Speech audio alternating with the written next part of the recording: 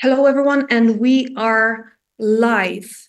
My name is Morgan Janovic. I'm a board member of Green Ref Institute, and it is my great honor and pleasure to open the fourth edition of the European Vegan Summit. On behalf of Green Ref Institute's founders, Dr. Sylwia Spurek, Dr. Marcin Anaszewicz, the management board, and the Green Ref Institute team, I would like to warmly welcome you and invite you to join us to this unique journey with our extraordinary panelists and participants. At Green Ref Institute, we advocate for just food and animal rights while also mobilizing the vegan movement. This year, we have invited inspiring individuals who are changing the game for animal rights, climate action, human rights, and the just, inclusive, and ethical transformation of the food system. The European Vegan Summit will provide a platform for leaders of change from around the world, including experts, policymakers, NGOs, scientists, and members of the media to discuss the different dimensions of safety, responsibility, and competitiveness within food system over the next 3 days. And we have 3 exciting days ahead of us with over 60 speakers and 9 panels dedicated to food transition, sustainability, and justice. We start every day at 4 p.m. Central European Time and finish between 8 and 9 p.m. Central European Time. The full agenda is available on our website, vegansummit.eu, and on our Instagram. This year, we have chosen a theme for each day. Today, the focus is on safety, with panels exploring food safety, sustainability, transparency, and the future of our food. Tomorrow, the discussion will focus on responsibility and accountability within governments and corporations, as well as the importance of food education. On the final day, we will discuss competitiveness, focusing on market dominated by various interests, marketing strategies, and greenwashing. We'll also explore a vision for healthy competition in the future. Due to time differences and different time zones, we cannot accommodate everyone. If you cannot join the panel today, don't worry, they will be available on our YouTube channel shortly after they end. This means that you can watch them at a time that is convenient for you. We would like to warmly thank all of our esteemed partners, as well as the panelists and moderators who are making European Vegan Summit possible. Together, we are creating not only a summit, but also a powerful space for dialogue, change, and collaboration. And we begin this edition with a series of inspiring keynote speeches from extraordinary leaders and unique voices of change.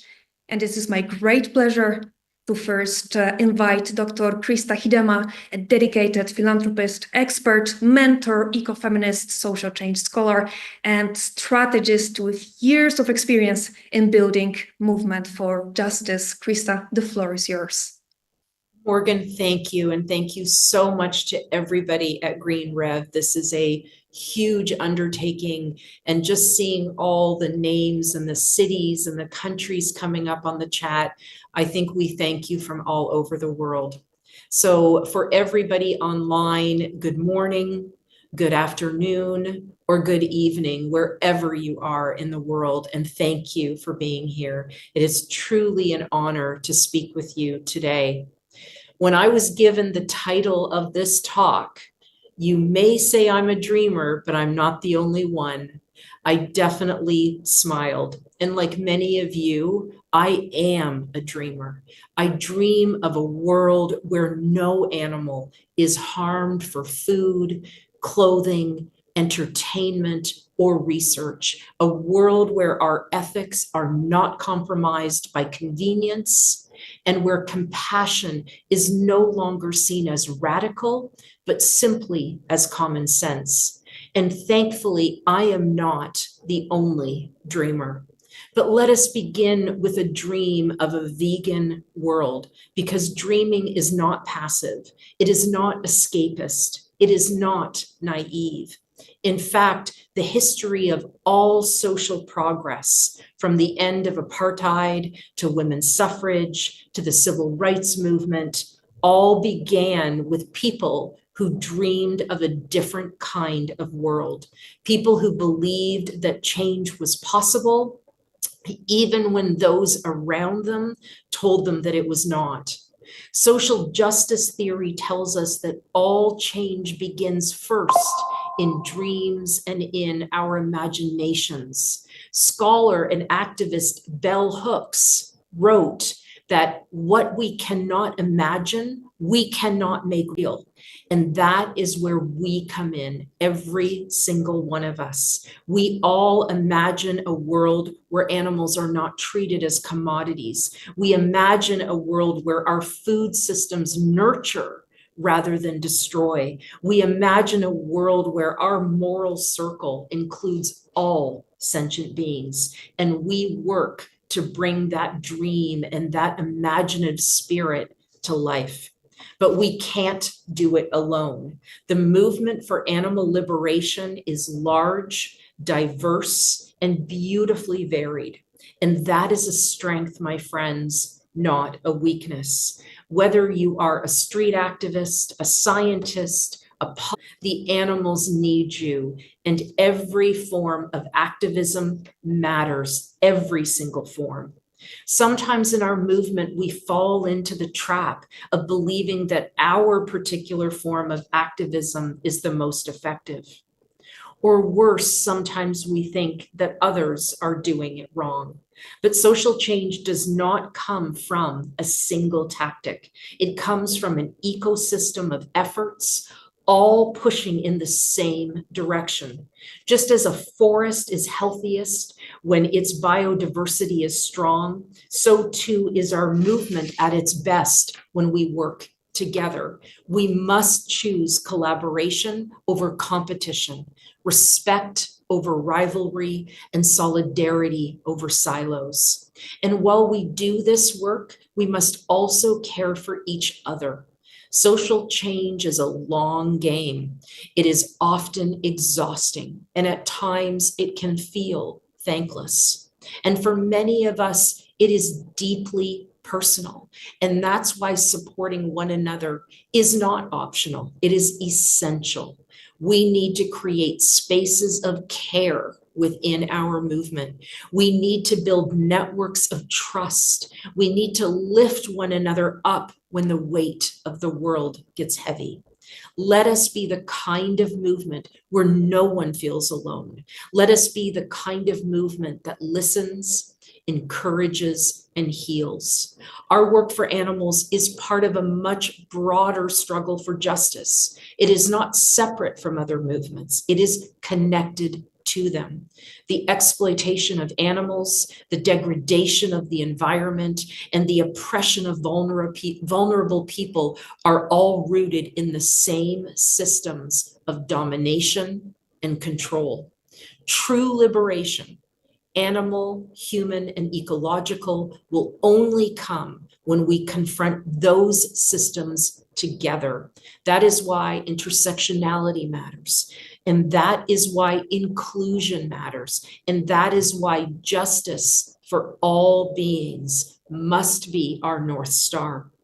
So yes, I am a dreamer, and so are you, but we are not alone. We are millions strong. We are farmers who have left animal agriculture behind.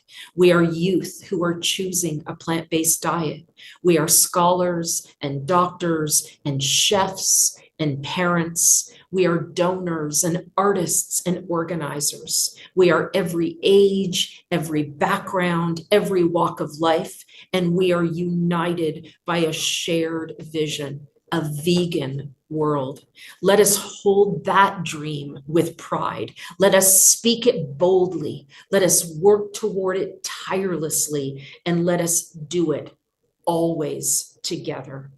Thank you for letting me be part of this dream, and thank you for being dreamers along with me. Thank you very, very much. Truly powerful and moving. We have now a small change. I would like to invite Claudia Giampietri, Director of Healthy Food, Healthy Planet, a European philanthropic initiative working at the intersection of food health and justice with a background in social innovation and philanthropy. Claudia connects strategic vision with grounded, community-led action. Claudia, please, the floor is yours. Margan, thank you so much. And good afternoon, everyone out there. We don't see your faces, but we feel you in this ether space. It's lovely to be here today. Thank you for the organizers and the great work you do to host this space for all of us. And I'm actually honored to build on your speech, very powerful speech. And you know, when I was suggested a title, I was like, the choice that changes everything, a new model for food safety. What am I going to talk about? And so then something came, and I picked from experiences that we have made at Healthy Food, Healthy Planet with our partners, the journey of collaboration, of connecting dots across sectors, connecting dots between the movements that are out there. And I think what I will share comes from spaces that speak about choice, that speak about freedom, that speak about imagination, and that also speak about power.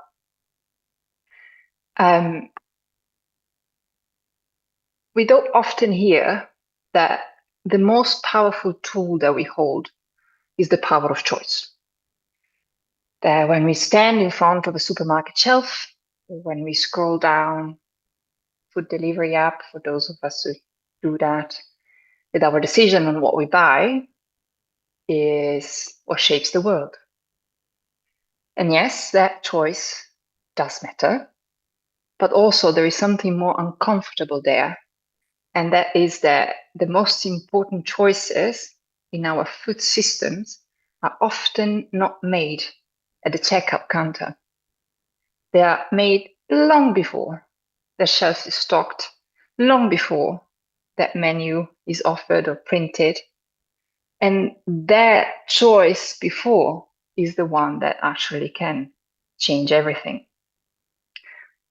For a very long time, again, is we have heard about the freedom to choose, the freedom that consumers, people who eat, do have. The belief that if people simply knew better, if we could just try a little harder, if we could just eat better, then everything would be better. But the thing is that in what we call food environments, the places that shape what we choose, what we can afford, what's made accessible, what's made desirable, this playing field is not level, it's not even. So our food environment, from the supermarket layout to the food menus, to the big billboards in cities, to the advertisement under our children's noses, these are actually deliberately engineered. They are not engineered, however, to nourish us. They're definitely not engineered to protect the planet. And they're not engineered to strengthen the relationships in the communities. They are not engineered to maximize and ensure sustainable, just livelihoods for those who are producing food. But they're actually there to maximize the sales of whatever brings the highest return. So we are not really dealing with a neutral marketplace or rational actors. I promise I'm not going to do a lecture in economics. That's not the intention. But we are dealing with a corporate design environment that actually nudges, that pressures, and yes, sometimes even manipulates us into choices that we are told are our own. And this matters because belief drives policy. If the dominant belief is that, let's say, obesity, climate damage, biodiversity loss, if these are the result of individual consumer decisions, then the policy response will always be limited. It will be somewhat linked to education. It will be somewhat linked to behavioral change campaigns, maybe some taxes. But if we recognize that the whole environment, the environment in itself is the outcome of decades of corporate strategy, that are built on industrial systems, so fuel dependency, financialization of hunger and health. But then the conversation has to shift. Then we talk about corporate accountability, which is something that will be tackled also in the next days. Then we talk about regulatory justice. Then we talk about, well, maybe redesigning the system itself. And that's where the new model of food sales comes in, because, if all you can afford, all you can access, or you are constantly exposed to products that harm your health and destroy the planet, well, how much freedom is there in that? So the choice is not just the choice that changes everything, is not simply in what we buy, but is how food is made available and is sold in the first place. So what would be different in a different model? Well, it would be a model that rewards the right things. So not just volumes, but nutritional quality, sustainability, fairness. Imagine supermarkets that make more money selling diversity of plants than by pushing industrial meat consumptions or any meat consumptions at discount. It would redesign the food environment. So school canteens, applications, restaurants, retailers, they would default to a healthier, plant-based, culturally meaningful food that is affordable and is accessible to everyone and not just the privileged in some places. And also this system, this model, would redefine value. So food is no longer then treated as a commodity. Food is not just about profit and loss. Food is responsibility. Food is something that we deeply share and are closely connected to as people, as planet. It will be recognized as a public good. It will be recognized as a right.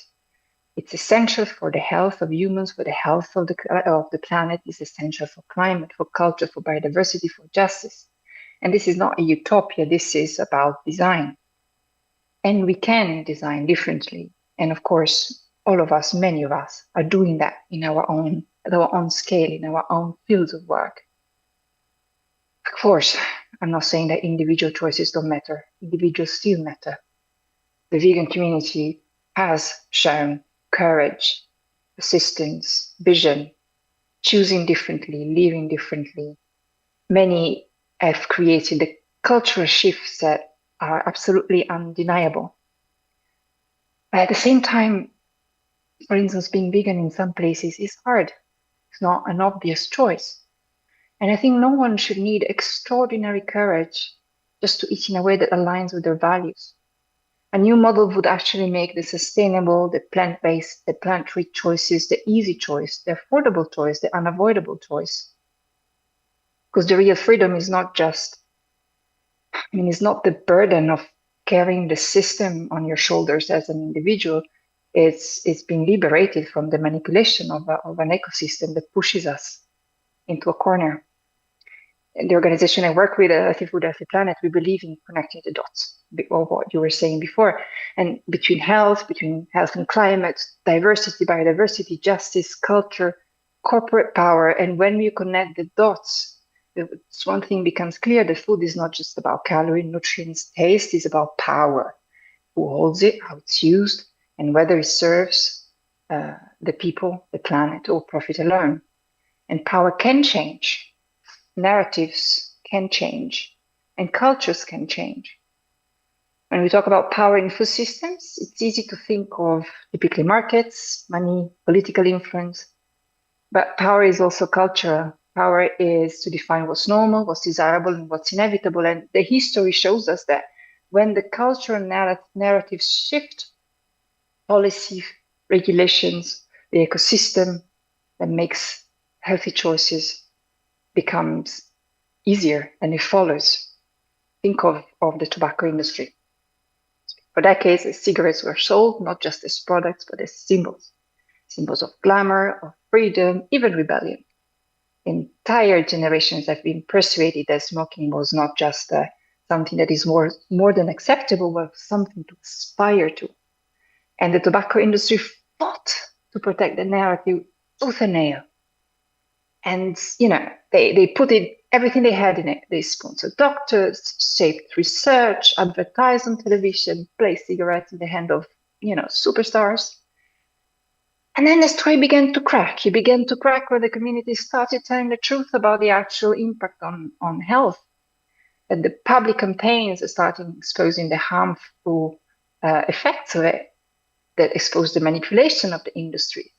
And then slowly but slowly, the beliefs that smoking was normal gave way to the recognition that it was harmful, it was addictive, and it was actually aggressively marketed. And the cultural shift made possible the political one. Advertising bans, warning labels, smoking-free laws, taxation.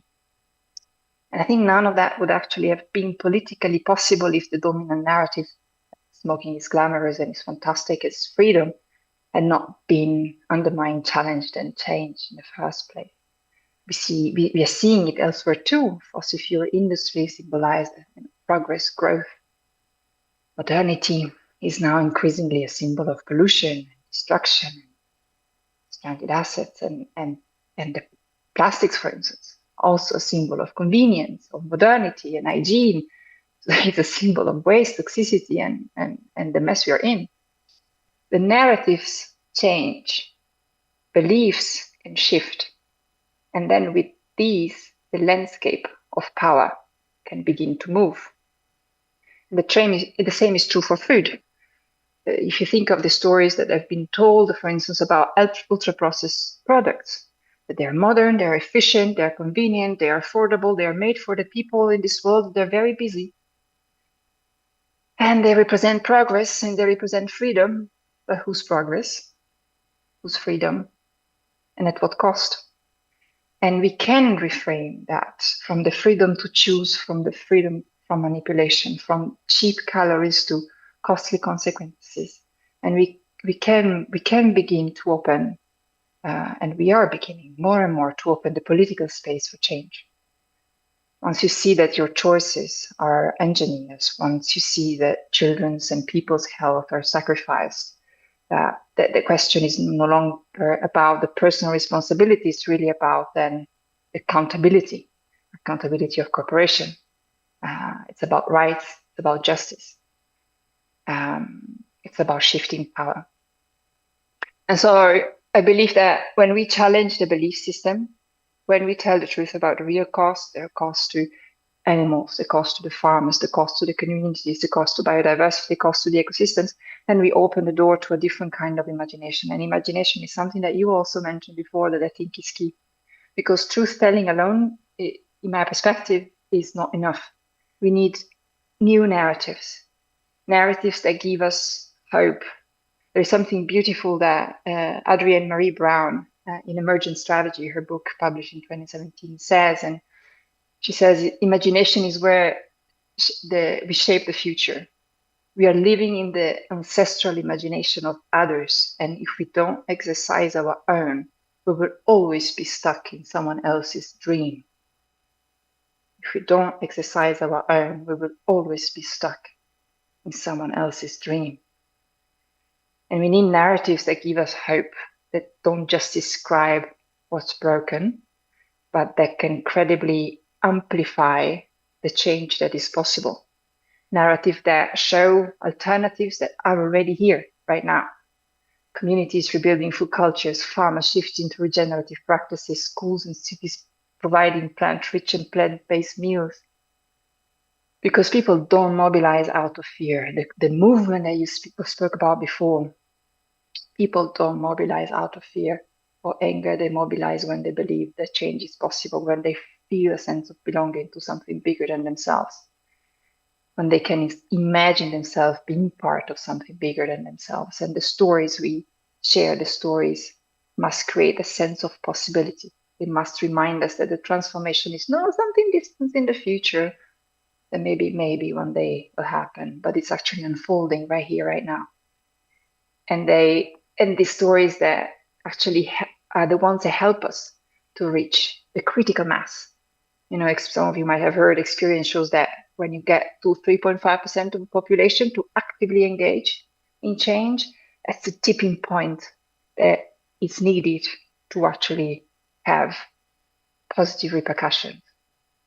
So 3.5% of the population, to get to that changes have never failed come about. It's a small but determined minority that can unlock shifts that might seem impossible at a super large scale. And then the change that we wish becomes inevitable. And so the narratives that we tell today about food as a common good, about health, about justice, these are not just about stories. These are really literal tools of power that we do have. They catalyze change. This is how we can mobilize people, friends, communities, movements, organizations. And to conclude, so the choice that changes everything is not so much, in my perspective, whether we're going to put some oat milk in our coffee or tea this morning, afternoon, or evening. By all means, do that. But the choice, I think, that changes everything is how together we decide to build a system that includes sales models that serve the many, one that makes health, sustainability, justice for all, not the exception, but the rule. And whether you guys work directly on corporate accountability, whether you play whatever role you play actually in the ecosystem, you're part of it.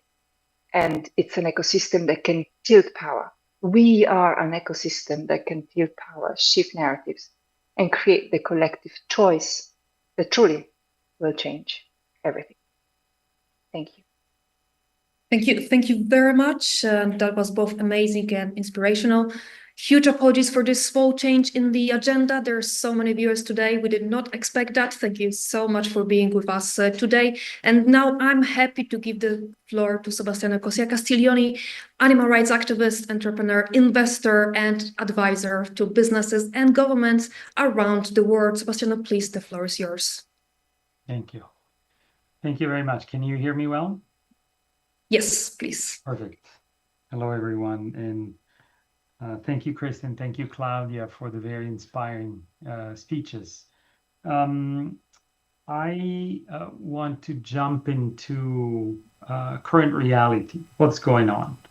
As we all know, this is a very hard battle that we fight, the battle for the animals, the battle to change the food system, the battle to change the world and put it on a wise path as opposed to a self-destructive path. And what's happening is that there are many bad news. Bad news is climate change is marching at speed that is faster than we imagine. Even the worst projections are surpassed by reality. And the number of animals that are exploited and killed, again, is increasing and increasing and increasing. It doesn't seem to stop and doesn't seem to slow down.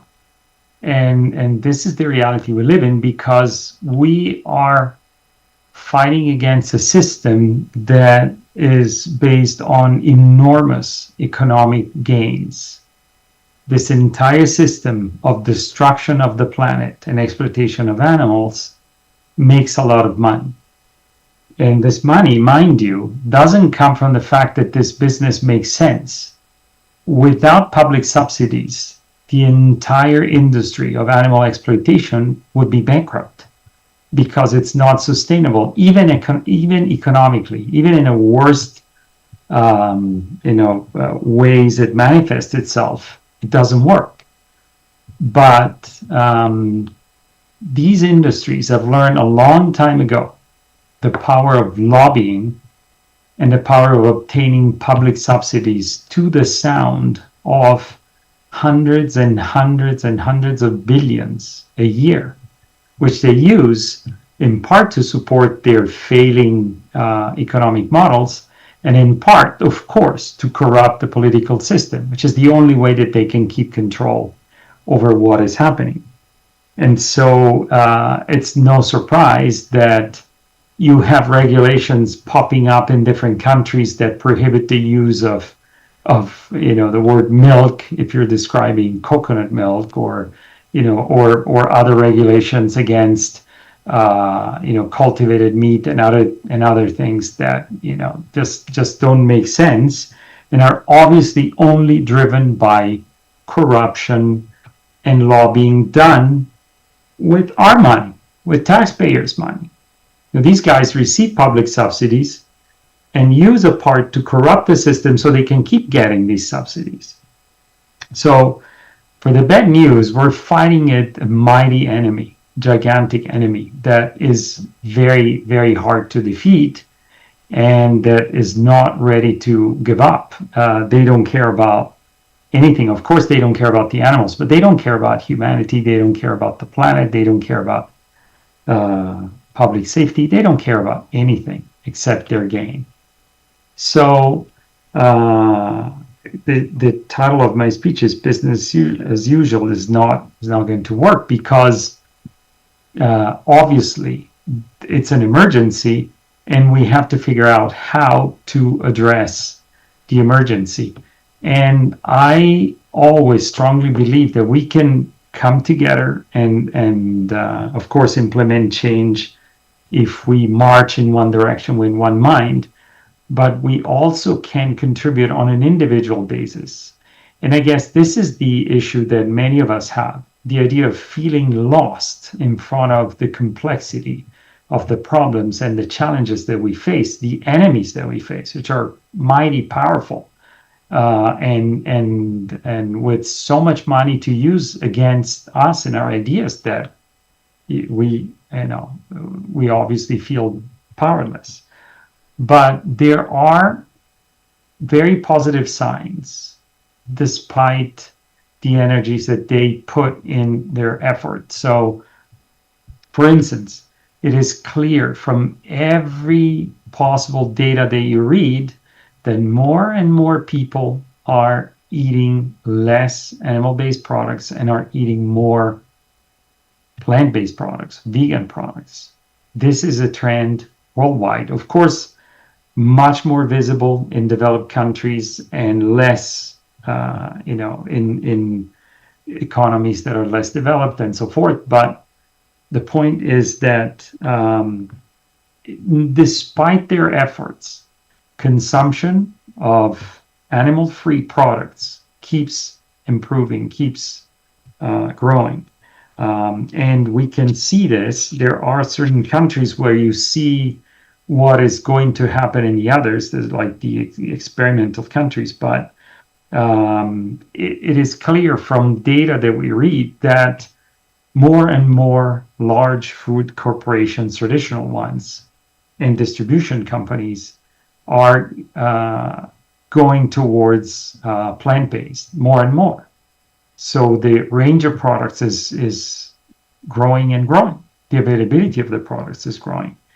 And the consumption of these products, even by people who do not consciously choose a plant-based diet, is improving, keeps improving.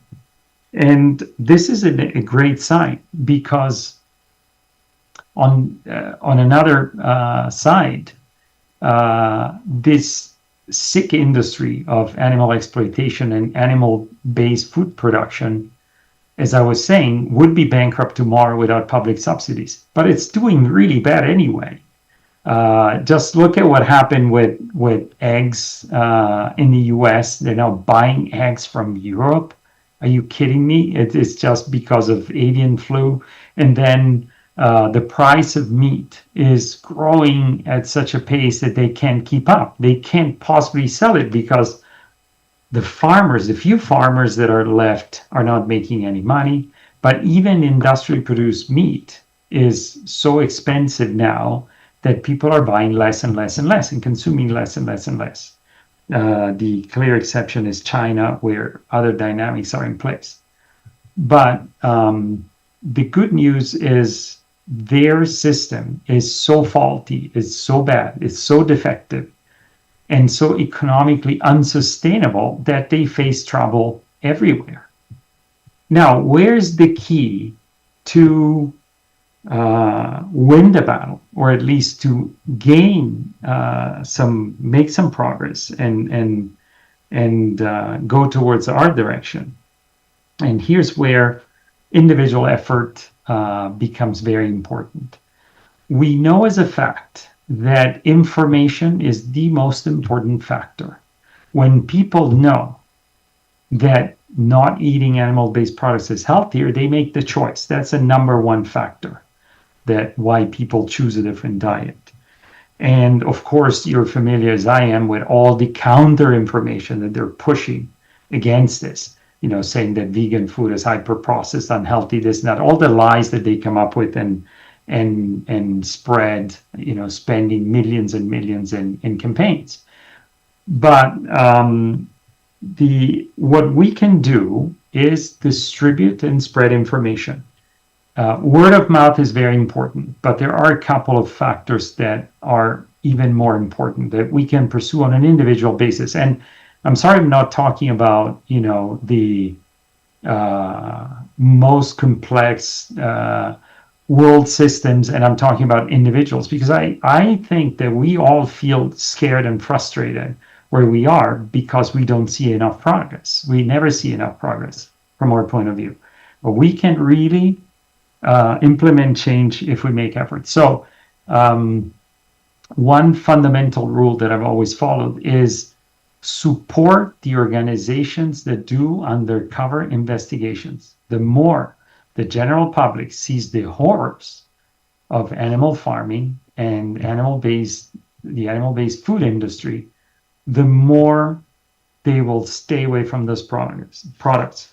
It is incredible to find out how many people don't know the horrors, but when they're exposed to them, they change, they switch, they shift their diet towards a more, of course, compassionate and humane system. And so there are phenomenal organizations like Animal Equality, Animal Outlook, and others that for years have done undercover investigations and brought the information that we can spread and share. And this is the number one thing we have to do every day. Every day we have to share what we know and other people don't. Then there are very small gestures that make a big difference. If you go to the supermarket, always make sure that they have vegan products on the shelves. Because maybe you don't know, the industry is paying supermarkets in the US not to restock the shelves of plant-based products. That's a typical thing that they do. And so by public request, of course, those products are going to be more available and always available. And so that's something that we can all do every day. Just go, whenever you walk in front of a supermarket, go in and ask, why don't you have this? Why don't you have that? Why is that not on the shelves? And it's incredible, the difference that it makes. And then another thing is what we can avoid doing. And this, with all due respect, is to the organizations that do it, is the counterproductive demonstrations and interventions. Like people going inside the supermarket and yelling in front of the butcher counter that they're assassins and this meat is murder and blah, blah, blah. Guess what? Statistically speaking, you're going to get more people to the other side than to ours. So that is a stupid thing to do. That should not be done. We, no matter how urgent we feel that our point of view is, we need to be gentle in proposing our ideas. Otherwise, we lose followers. We actually create support for the other side.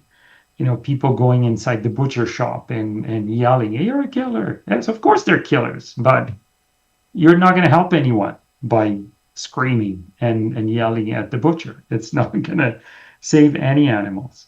And so one trend that we have seen, which is at the same time a bad sign and a good sign, is many of the vegan brands are not doing so well. That's unfortunate. But it's because the big food brands in the supermarkets are picking up the example and producing their own products that, substituting the ones from the vegan brands and providing their own alternatives. And these are growing like crazy. Examples in Switzerland and Germany and the UK and Scandinavia are incredible. You see a multiplication of new products and big brands actually making money by selling what people actually want to buy, because people are buying more and more of these products. And the more they are available, the more variety there is, the better the quality, the more they will buy. It is a natural choice that people make because there is a shift from eating meat and animal-based products to not doing it. So the message that I want to leave you with is it's a hard battle, but we can win it. And that requires effort on an individual basis. The more information you spread, the more you act directly in the field to promote our point of view, our products, and to support our ideas, the better. And the gentler you are, the better in proposing these ideas. We can still win. It's a hard battle, but it's worth fighting on an individual basis every day. Everyone's effort is fundamental and useful and contributes to the change. Don't be frustrated by the horrors you see. Be encouraged by the fact that we are in a subtle battle. We are winning. And that's my main message. Sebastiano, thank you. Thank you very much. We will win. That is the true and the reality. And now, without keeping you any longer, I would like to officially begin today's panel discussion, the first panel, the Global Food System in 2026, a fresh start, will be moderated by Barbara Grigorczyk and will begin in 5 minutes. So there's a 5 minutes break. Thank you very much. And I hope you will find your time with us very empowering and inspiring. See you in a bit. Thank you.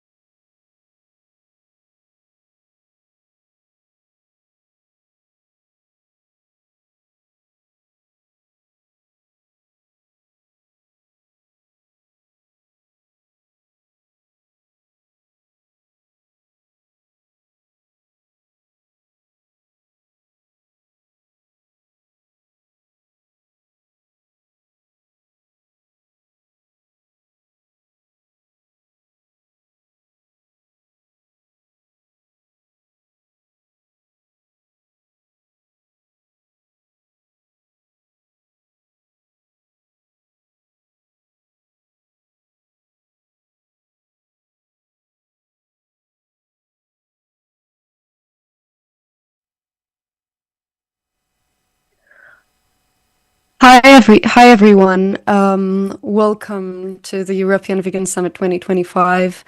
My name is Barbara Gregorczyk. I'm an environmental and climate journalist. I'm really happy to be here. Thank you for this amazing opportunity.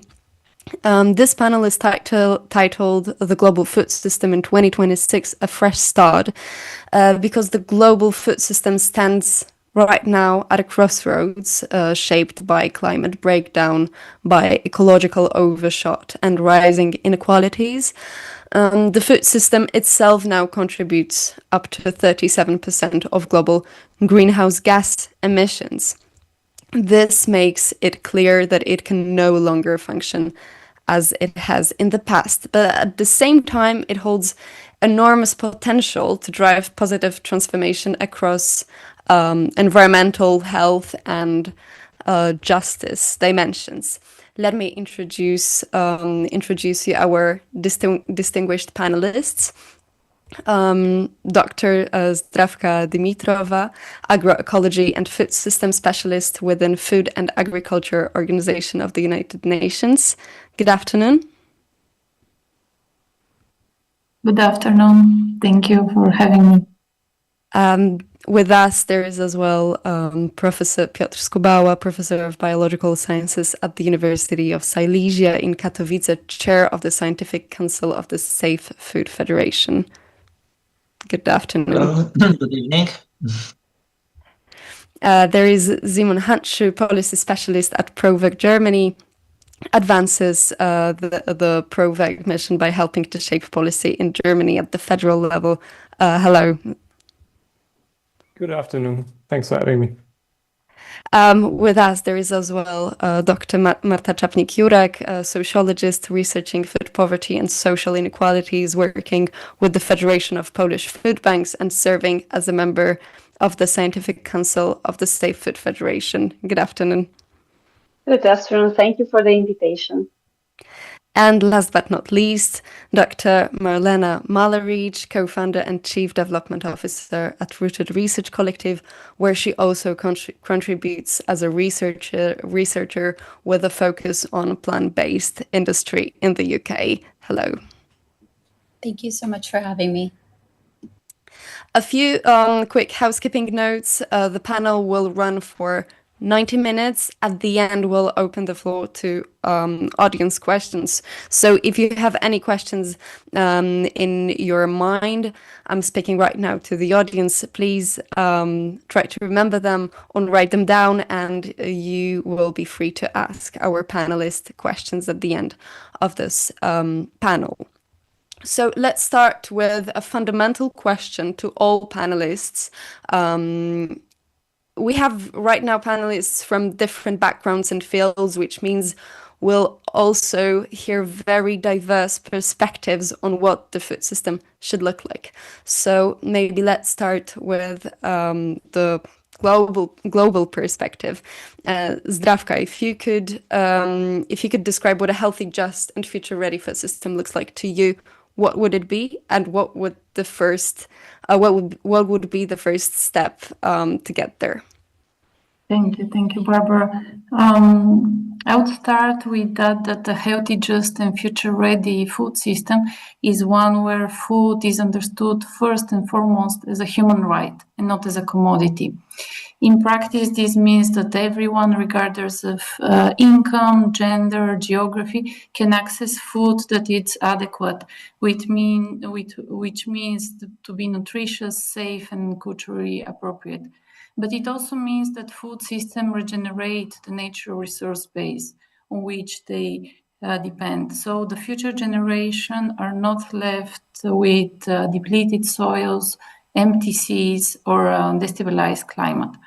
Such a system should be democratic and inclusive, which means that it should give people, and not just corporations, real power to shape the way food is produced, distributed, and consumed. It should respect cultural food traditions and value diversity at every level, at ecological, at economic, and social level. In terms of steps to move forward in this direction, the first step is probably the political will to center the right to food in policymaking. FAO Right to Food guidelines already provide a roadmap. Those are guidelines adopted by Food and Agriculture Organization member states more than 20 years ago in 2004, where governments are encouraged to implement those guidelines to reshape food systems towards resilience, justice, and sustainability. This means policies designed to meet human needs and to be governed democratically and aligned with ecological boundaries. So, in short, this means that the future-ready food system would be rights-based, community-driven, and ecologically grounded. And the first step to build such policies is to ground the foundation not on narrow measures of productivity or profits, but on rights-based approaches. Thank you. Thank you so much. Well, I'm really curious about all the answers to these questions, as the panelists have diverse perspectives, because each of you work on slightly different different environment, in slightly different environment. So maybe Professor Piotr Skubała, what would you describe a future-ready food system, and what the first steps should we take to get there? Okay. Imagine a food system that is healthy, fair, and future-ready. Such a model must rest on several foundations. Healthy. What is healthy? It means plant-based, local, and organic. Each of us know this well. A healthy food system is based primarily on plant-based diet. Otherwise, there's no future. Giving up or significantly reducing meat consumption is the simplest way for each of us to contribute to protecting the planet and also our own health. Organic farming, ecological farming, which provides such food, offers protection for soil, water, and biodiversity, and can also reduce water consumption. So I dream about such healthy system. Just means for me local, community-driven, and inclusive.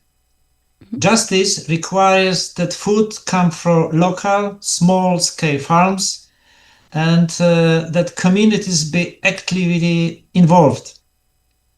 I already dream of a world where food cooperatives, community gardens, rooftop or balcony farming, and school gardens are everyday realities, while animal protein has almost disappeared from our diet.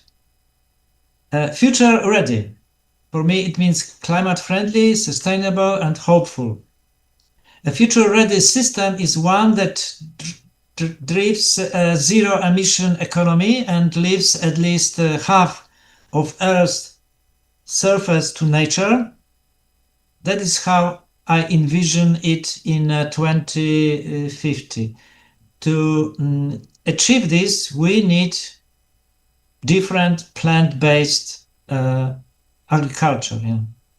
The first steps should we take? Education and social engagement. While optimistic trends, we observe the numbers and the environmental reality often contradict them. That's why the first step must be deeper climate and environmental education. Both formal, especially in schools, and social, to change not just knowledge, we have enough knowledge, but also habits, values, especially values, and aspiration. Only this way will more people switch to plant-based diet. In addition, political support we need also for organic farming. First, subsidize for small and local producers instead of continued support of industrial agriculture.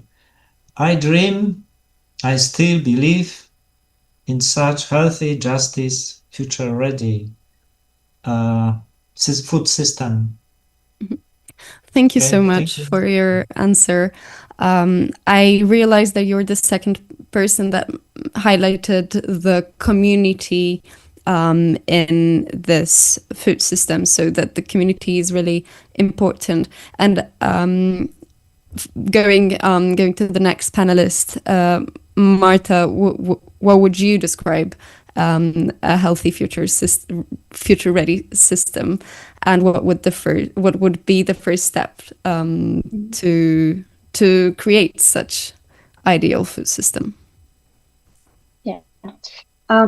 Thank you for the invitation and for the chance to be here today with such an inspiring group of experts. Thank you once again. I'm glad that we can address a question that is both simple and very hard. What a healthy, just, and future-ready food system should be. I speak as a researcher from the University of Warsaw, but also as a representative of the Federation of Polish Food Bank.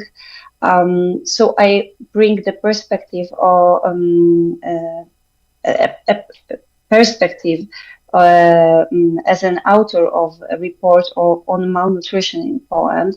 So I will add this perspective to my speech today and to my view today. So I stand at the crossroad, let's say, of research, public policy, and everyday practice with families, elderly people, working poor, refugees, but also migrants and different kind of unprivileged group, let's say. Food banks in Poland reach over 1 million people each year, distributing different kind of food parcels, short-dated products in partnership with municipalities and different non-governmental entities. So when you ask me what does a healthy, just, and future-ready system should look like, I would start with social justice. Social justice is a starting point from my point of view. The system must include less privileged people as real stakeholders in food distribution. People in need, needy people, homeless people, single parents, people with different kinds of disabilities, migrants, families in need. They should be incorporated in this dialogue about the food system. We should follow as far as possible, of course, their needs and preferences, medical diets, cultural food habits, time and budget limits, as far as possible, of course. This world, I mean, right now, we are facing, we are in time when we should be more aware that one solution fits or doesn't work. We need solutions that give, let's say, agency to those people and don't stigmatize them. So this is the starting point, answering your question. Secondly, health and quality at the same time, but in a simple and practical way. So I mean safe, nutritious, but also affordable food, possible to cook at home, not served in restaurant, but at home, especially for those who can afford to go to the restaurant. So as food banks, we receive and distribute different kinds of food from EU programs, but also short-dated products rescued from retails and producers. So our role is to, let's say, combine food security with eliminating food waste, and when possible, to raise the nutritional, let's say, quality of the choice of the basket. So the third part would be crisis readiness and resilience. For sure, we need stable infrastructure, especially in rural areas and small towns. Resilience also means strong partnerships between municipalities, non-governmental entities, schools, social services, social providers, and last but not least, partnerships with clients. This builds trust and meets real needs. And this is very, very important. And let me add one more crucial piece in the end, reducing food deserts. Too many places, especially villages and small towns, have small access to fresh, affordable food. Food banks work in this every day by expanding our network to address this issue. So, yes, thank you. Thank you so much for this answer. I dare say that fighting inequalities might be actually the first step, the first goal that we should take to create this system as well. I agree with you in that. And Simon, what would you say about that? How does the future ready food system looks like to you, and what would be the first step in your opinion? Yeah, thanks, Barbara. First of all, for also the invitation to the panel. It's already quite interesting and exciting to hear the different perspectives we have on the future of food. But I think we also have a lot in common. So for us at ProVeg, I would say, yeah, a future-proof food system really must include a wide adoption of plant-rich diets. But the question is, yeah, how do we get there? And I would like to get to your second question, what would be the first step actually? So we at ProVeg, we really focus on highlighting the benefits of plant-rich diets. So not only in terms of taste, but also regarding the health of people, the environment, of course, but also in terms of a more just food system. We also have to think about how we are going to feed 10 billion people in 2050, right? But in the end, of course, it's also good for the animals, right? To spare some of them and to shift to a more plant-based food system. And we're really focusing also on, yeah, making the plant-based option the easy option. So yeah, developing high-quality plant-based alternatives to animal products, because that's what people are used to, right? That's what makes it easy for them to switch. That's, among other things, the focus of our work. And we really aim to have these plant-based alternatives spread wide so that they have a wide availability and they're also comparable in terms of price with their animal counterparts. Yeah, but now comes the exciting part, and I think that's most crucial. We complemented our approach also in the past. So we are not only cheerleading now and highlighting the benefits for plant-based alternatives, but we're also trying to depolarize the debate around food system transformation.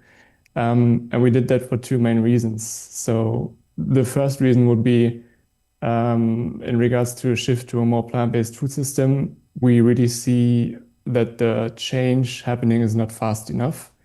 For example, in Germany, we have about 50% of people that want to actively reduce their intake of animal products. And then on the other side, 50% people that don't want to change anything. So we don't really see this tipping point scenario, right? Where a small minority of people influences the other half, so to say. And we also see on top of that nutrition, and especially plant-based vegan nutrition, is often fueled by so-called culture war topics, which polarizes the debates very heavily and makes a productive dialogue really not feasible. And on the other hand, we also see an increased pushback by various groups, such as farmers, but also health experts, but also conservative politicians, right? So yeah, to summarize, the slow progress in the food system, but also the increased pushback by several various groups makes it now very hard to really develop the food system in a good direction. So we really try to depolarize the conversation and try to find more common ground with a wider range of key stakeholders and try to push forward for change like that. So I think the first step is really to depolarize the conversation about food systems transformation. Thank you for that. I also think it's very important. I can see the polarization in this field. It's very strong, as you said, and we are going to talk about this later. But I wanted to ask Marlana, what would the future's ready food system look like to you? And what would be the first step to achieve this future ready food system? Yeah, thank you. And thank you to all the panelists. I think we definitely all are in the same headspace when we're thinking about this. On my end, a healthy, just, and future-ready food system ensures accessibility, health, safety of people now and the future generations, as well as protecting water, soil health, biodiversity, and animals. And as we all know, that vision isn't compatible with business as usual animal agriculture. So the first step is to achieve this global recognition of animal agriculture as an existential threat to that future, and accompany that with a cohesive action plan for farm and diet transitions. I personally am a huge fan of the Danish action plan for a plant-based future. It's a very inspiring model, and here in the UK, the Farm Adaptation Network is taking a similar approach.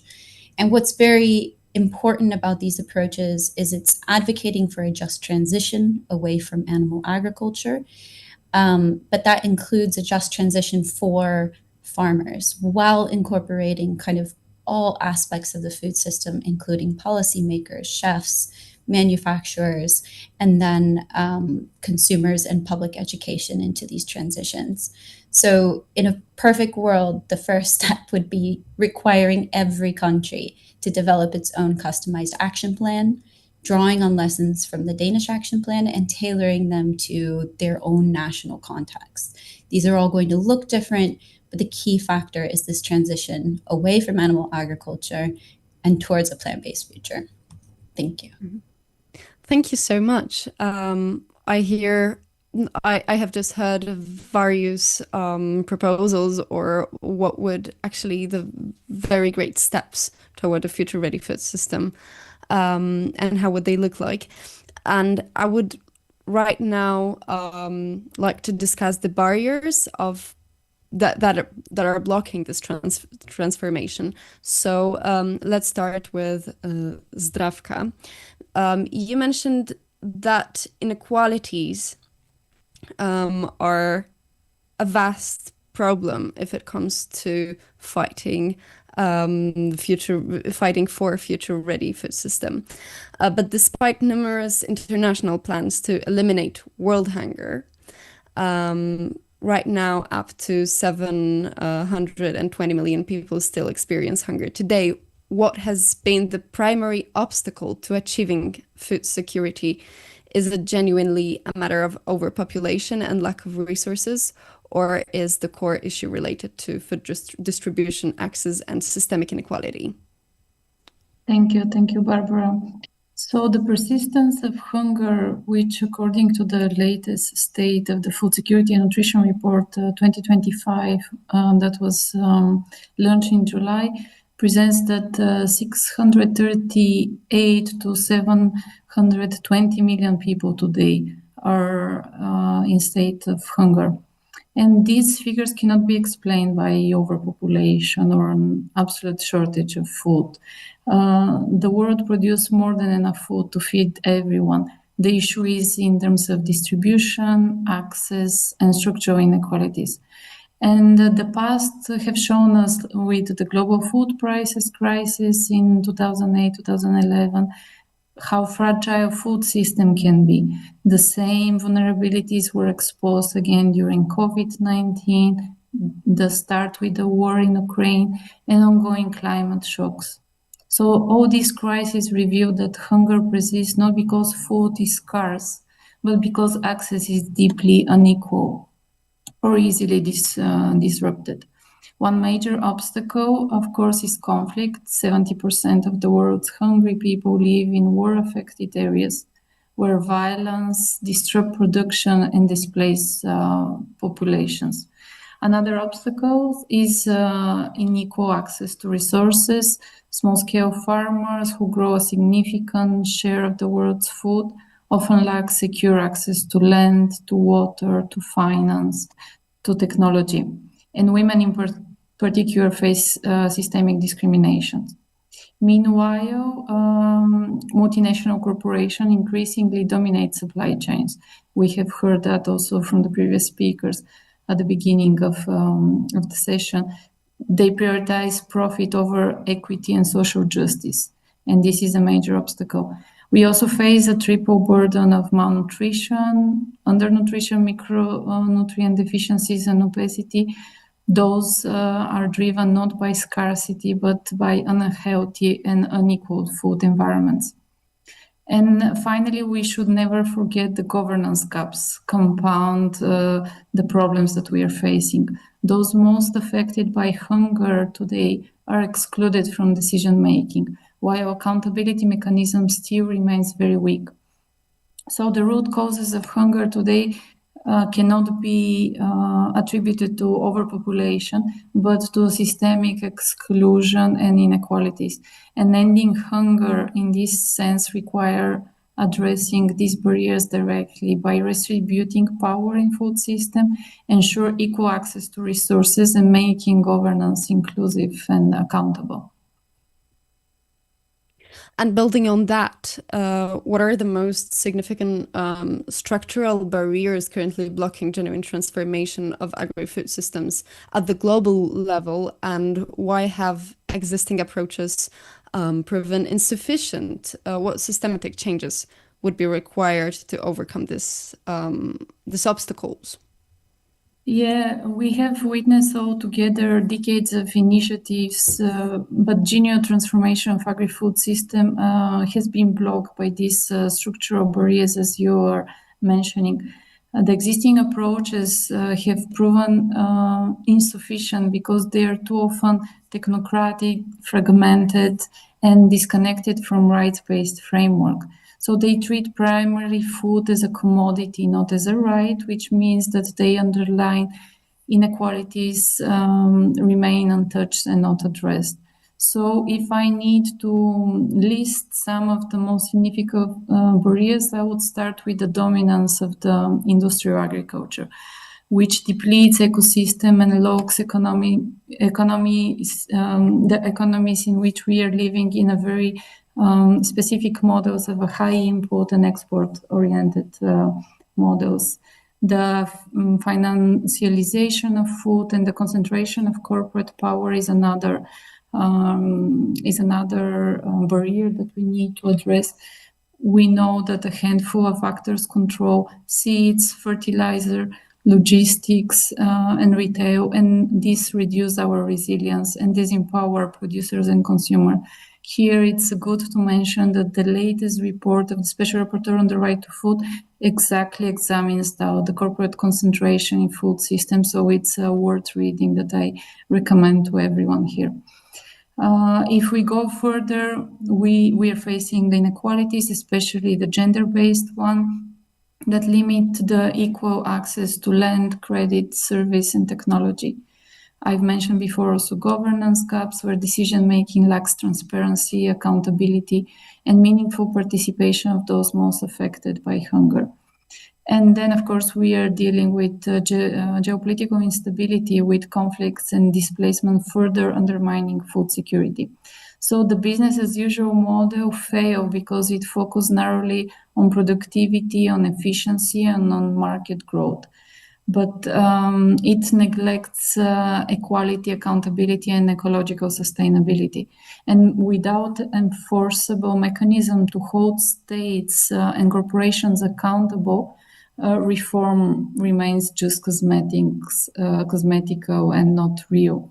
So if we are thinking about systemic changes, we need to adopt rights-based approaches as a foundation of food system transformation, guided by the adopted by member states right to food guidelines that I mentioned before and shared in the chat.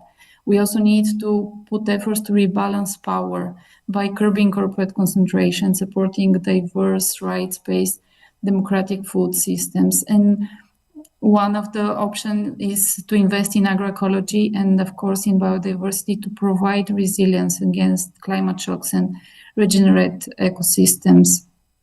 And here I would like also to mention that we need to guarantee equitable access to resources, especially for women, for small-scale producers, and to invest efforts to reform governance, to ensure meaningful participation for affected communities, to support accountability mechanism and coherence across all levels.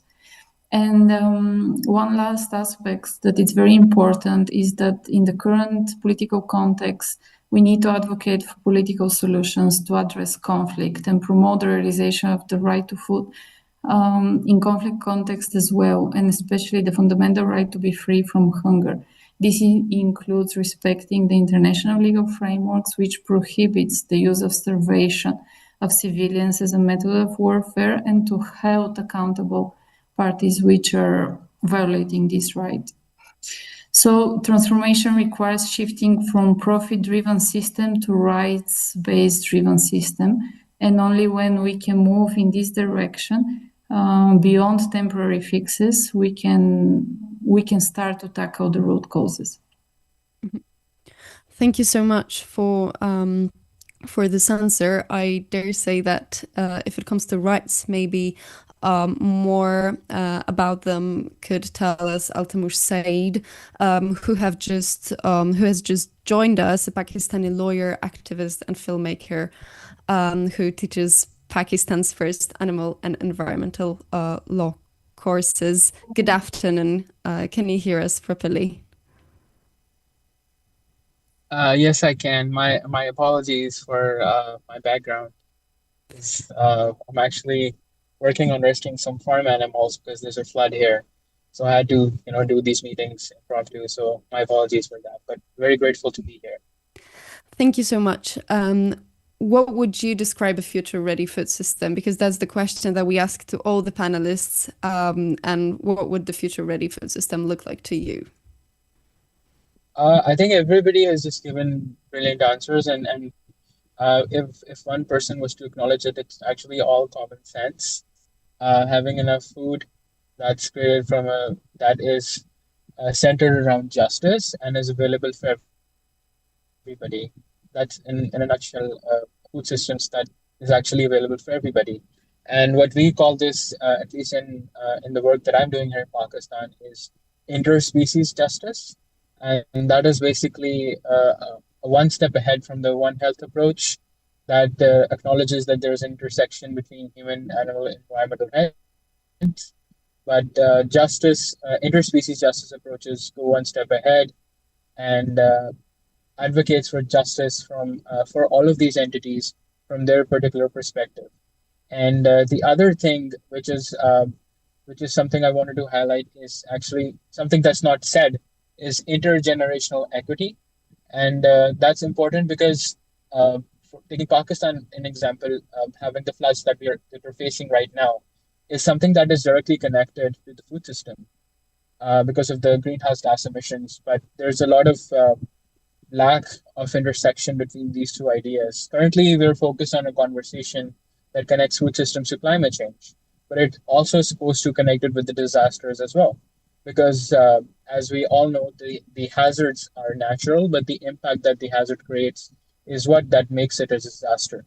And the thing is, for nations like Pakistan, the fact that the food systems were one of the very major reasons why these things happened because of global greenhouse gas emissions.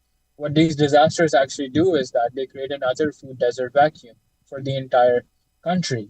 And what that really means is basically then creating systems, which unfortunately is the industrial agriculture system, and relying on it again, and putting countries like Pakistan into an endless cycle where they actually cannot escape, this ongoing intergenerational equity thing.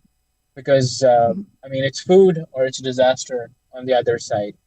And these conversations are very important for nations like mine, who have limited finite resources. But I think there needs to be a global conversation, at least looking again as to how the United Nations Disaster Reduction Office works. and the intersections that it does already have with food systems, which is something that's completely missing, from the global space. So that's how we are trying to tackle this issue. And for Pakistan, because animal rights is very new here, food system policy is also a new subject. What we really do is to ensure that interspecies justice actually happens is by ensuring that we not only help animals, but we also help human beings as well. So we offer them plant-based food because that has the least greenhouse gas emission footprint. But whenever we're doing disaster welfare work, we ensure that humans and animals are equally included in that system.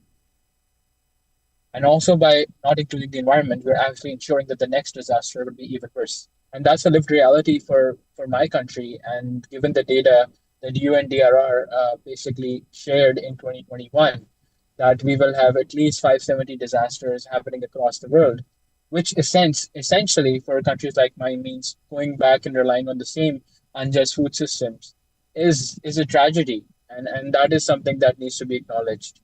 So I will. That's what I would say here. Thank you. Thank you so much for your answer. I was wondering if, as a pioneer of animal law in Pakistan, how do you perceive the role of local traditions, values, and cultural narratives, maybe even religion, in shaping modern legal frameworks for the protection of animals? Because I dare say that in Europe, animals lost their legal and cultural subjectivity for centuries, and only in recent decades has a stronger narrative of human-animal coexistence emerged. Well, I think the reason for that is we also need to approach these cultures from a human-animal lens as well. And the thing is, when we divide the justice, the sectors, because there are people within the human rights sphere who want justice for human beings, and there's also people in the animal rights sphere who want justice for animals. But because of a lack of intersection and a lot of infighting, the approach that we normally take when it comes to addressing these cultural religions, many of them, advocating for mercy and for all animals, while at the same time having these festivals where animals are slaughtered on a very massive level, and that's actually true for several religions. The first approach that we really need to take is to ensure that if a change is going to come, it has to come from within the religion. If that happens, we can actually have faster change. And this was true for the EU. There was actually a judgment that came out, I believe, in 2019 or 2020 from the European Court of Human Rights, where a certain Muslim community basically asserted and validated that electrocution of, basically stunning, not electrocution, I apologize for that, of animals during the halal process is something that is permissible within their religion. Coming to Pakistan, fortunately and unfortunately, religion, which is Islam in our country, is actually part of our constitution as well. So everything that we use from a religious perspective can be used legally in petitions. And I've done that on a daily basis, actually. So, and the religion actually talks about a lot of mercy, and it actually advocates for veganism. But the argument is actually a bit complex because it talks about the rights of nature, which is something we use in our daily approaches. It talks about mercy towards animals.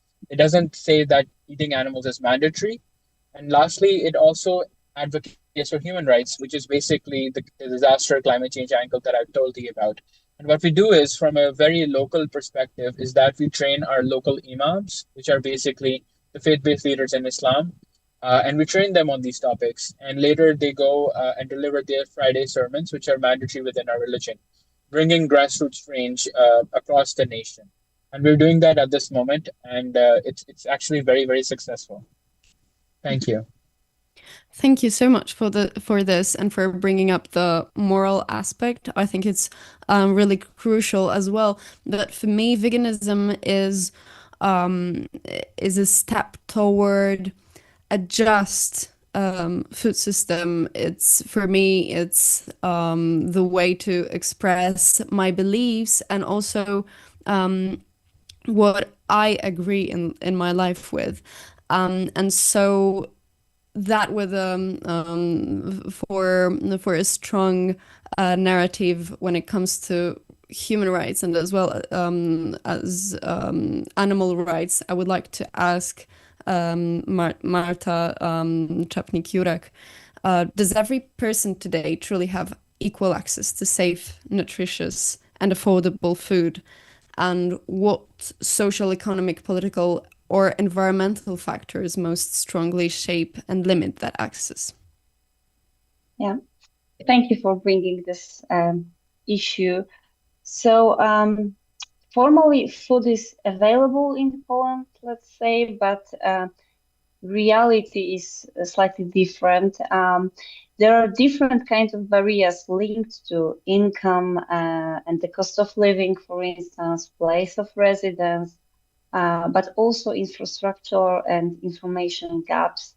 And last but not least, stigma associated with seeking for social support.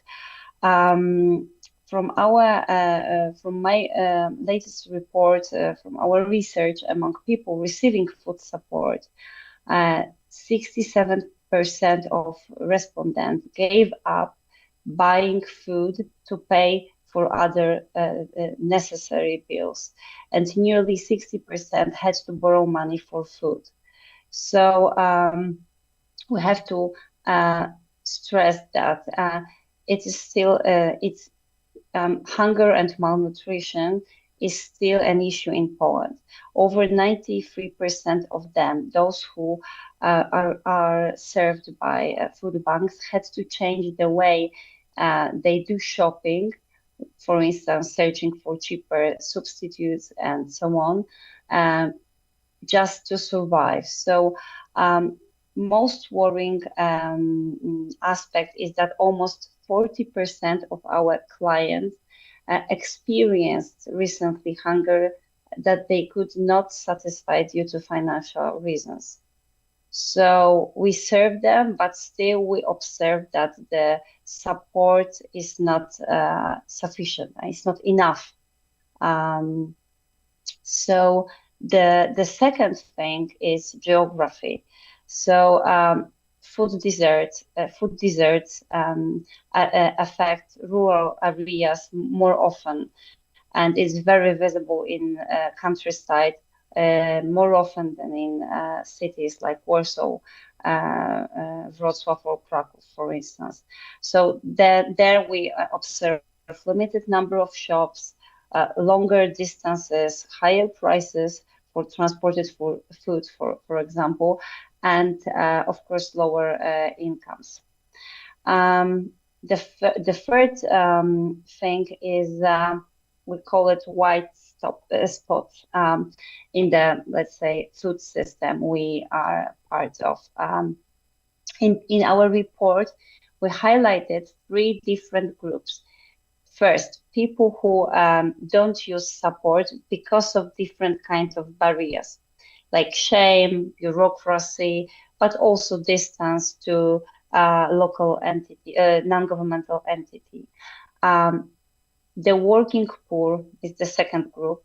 And the third are people that are formally outside of the system, but in practice, they belong in line. And last but not least, we also have people that are already part of the support. They are receiving help, but still suffer from different types of lacks. They do not get enough resources for basic needs. In their case, the support is insufficient. What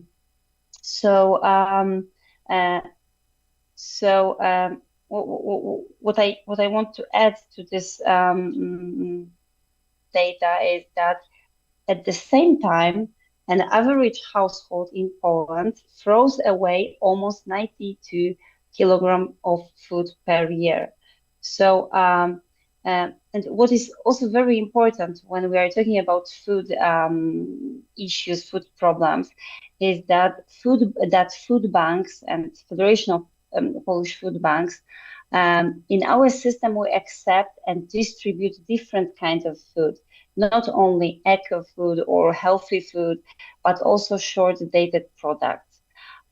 We act so, let's say that no one is left with nothing. Let's say we have this phrase in our network, and to reduce waste, respecting people's we call it real life circumstances. So we do not serve only those who are vegan or they are on plant diet, green diet, let's say.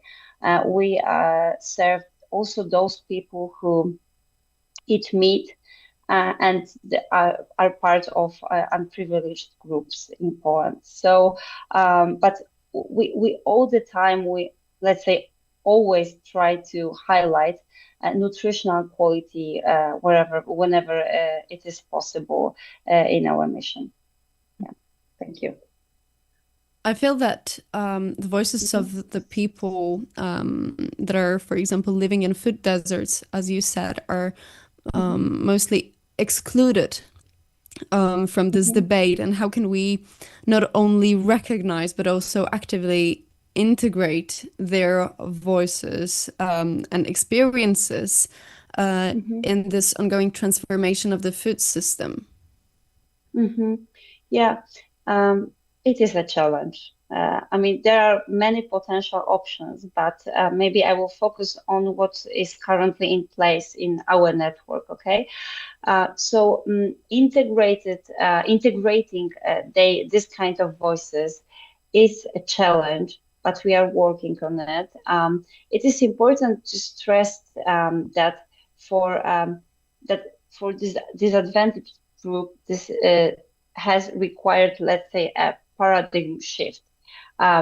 We do see change, but the process is slow. And its core, it's about, let's say, we try to recognize people's agency in this process. We want to follow their needs, but we at the same time face different kinds of obstacles in this process.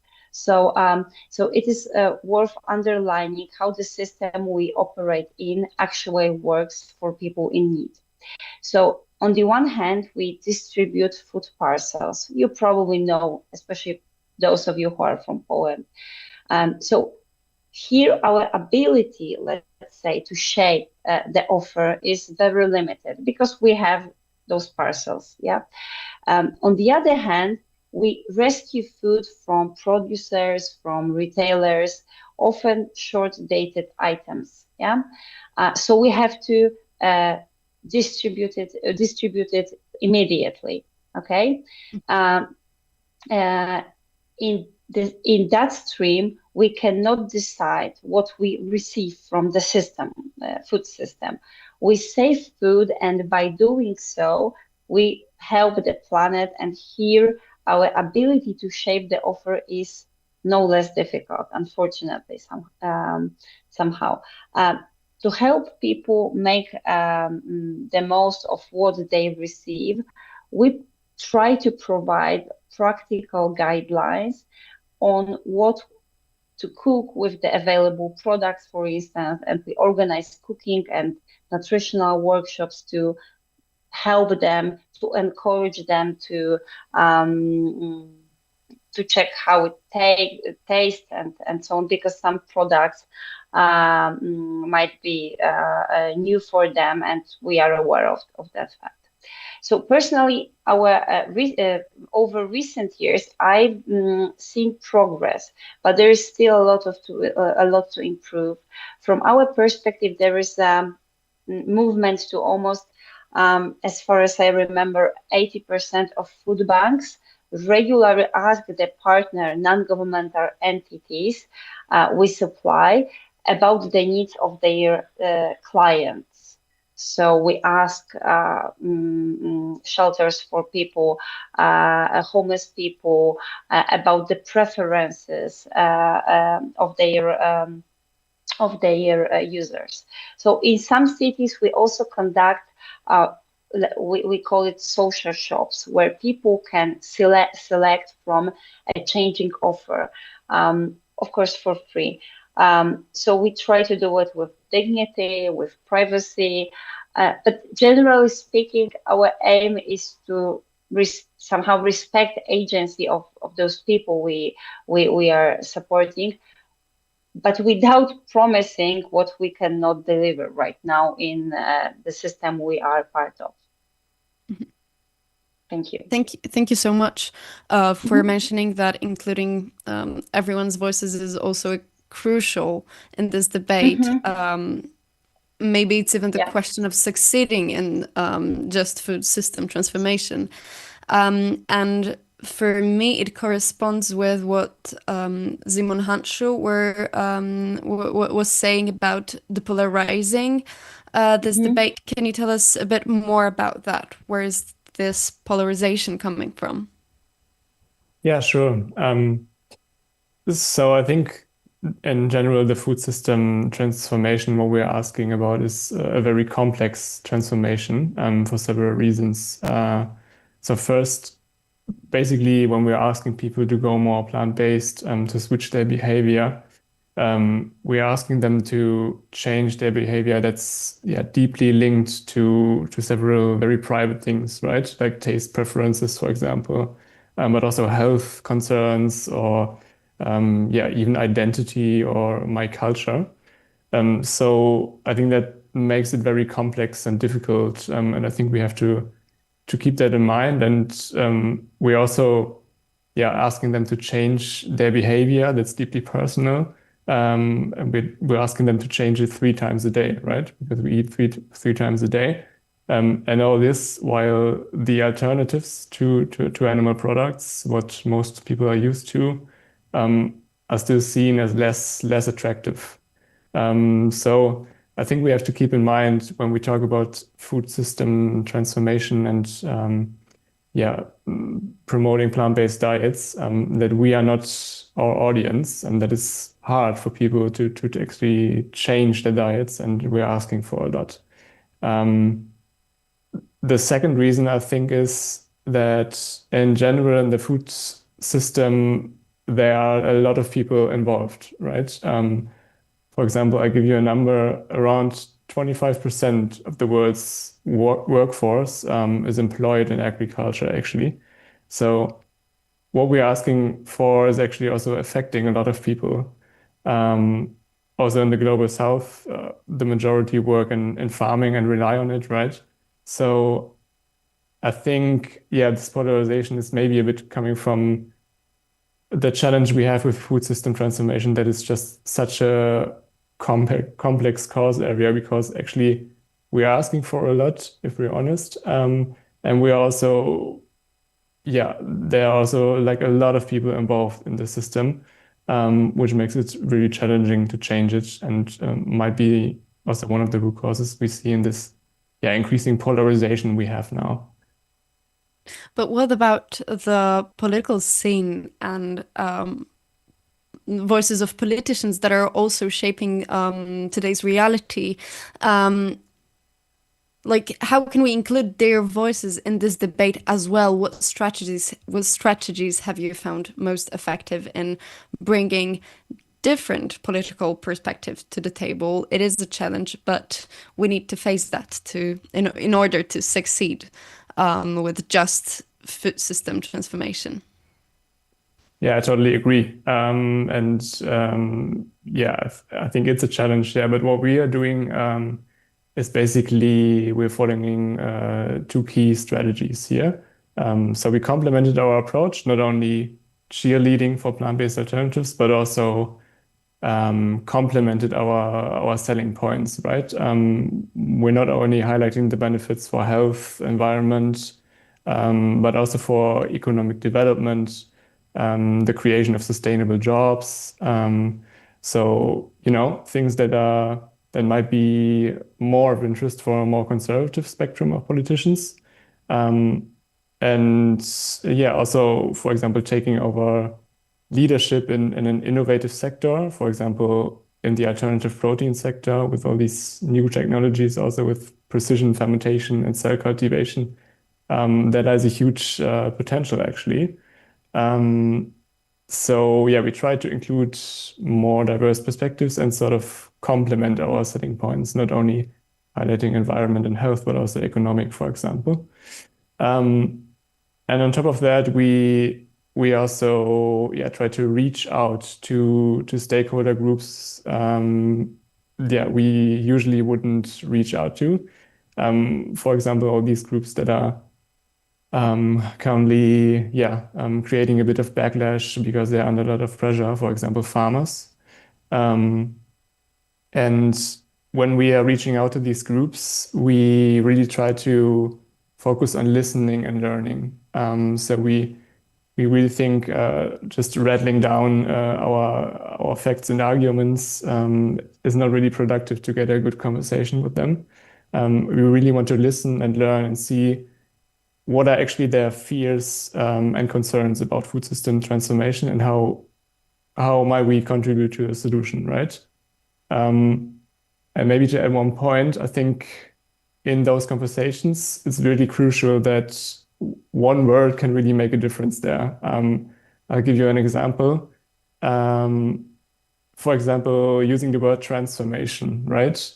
Which implies a huge, big change coming sort of around, which of course can spark hesitation in the farmers community, especially because usually farmers are under a lot of pressure, right? At the moment, at least in Germany, or I think in the EU, because they are feeling more and more climate impacts. They are also very dependent on political decisions. So we made the experience, if we come across with such a huge word like transformation, it might spark hesitation and fear and reduce actually the openness to speak with us. So that's why we actually more use the term protein diversification, which implies a much more gradual, slow change, right? And this really led to more openness on the other side, and to fruitful conversations instead of unproductive arguments. So I think that's a really crucial point. But then also focusing sort of on creating positive narratives around food system transformation. So we're really trying to focus and highlight what's in there to gain for every actor along the value chain, from farmer to companies to the consumer. So I think, to summarize, these are very, very crucial in trying to reduce the polarization. So we complemented our selling points, trying to reach out to unusual but key stakeholder groups, and focus on listening and learning first, and be very sensitive in your communication and spread positive narratives. Yeah. Thank you so much, Simon, for this. Maybe the polarizing is also including fighting disinformation in social media, and that's why my question will be addressed to Marlana, that is researching disinformation about food system in social media as well. Well, there is a growing awareness of negative impact of the current food system on the climate, on the environment, on human health. But the social media is saturated with content portraying meat consumption as healthy.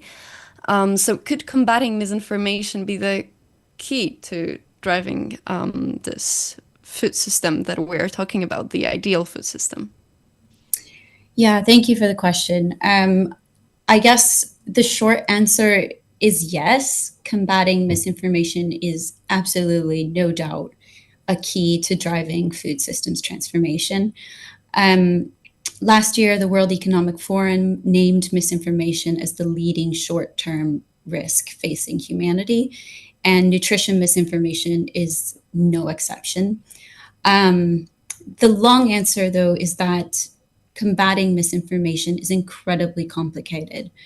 There's a theory that's been developed over the last 10 years called Brandolini's Law, and basically in practice, it speaks to the fact that disproving false or misleading information requires significantly more effort than producing it.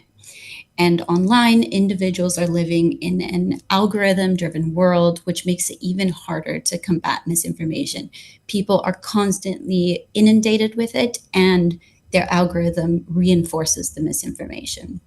So our team recently conducted a study, and we found that out of hundreds of thousands of Instagram posts, the top 3 social media influencers spreading misinformation reached over 24 million people. And these accounts were primarily promoting extremely high meat, high fat diets, such as the rise of the recent diet trend around carnivore. And what we found that was really interesting is that their profiles really offered insights into the complexities that we face when we're combating misinformation.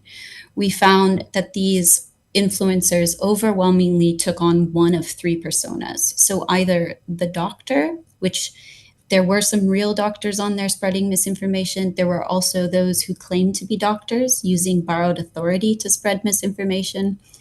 The rebel, which sort of reinforced this us versus them narrative, counterculture language.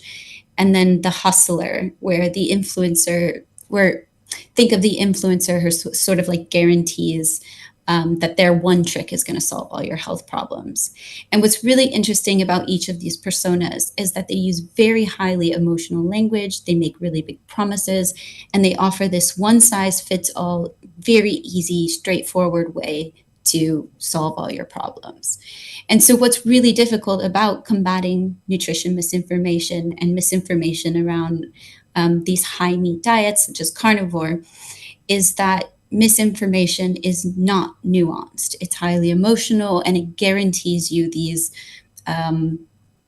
very kind of lofty ideals such as health, beauty, fitness. And nutrition information, proper nutrition information, is more nuanced. It's presented as facts. It's buried in government websites often or in long reports. And it just doesn't carry the same emotional weight. So yes, the long answer to your question is combating misinformation around these diets is extremely important, and we have to do it if we're going to move forward to a sustainable and just future. But the path to get there is really complex. And how does this path look like? What steps should be taken, in your opinion?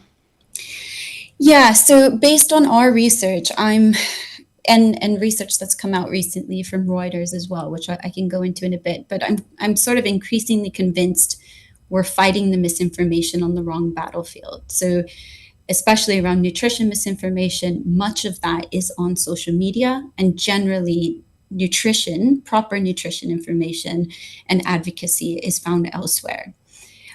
We all know that a diet high in diverse plant food is better for ourselves, the environment, and animals. But new reports like the upcoming Eat Lancet and the previous one and academic papers are published in these report formats, right?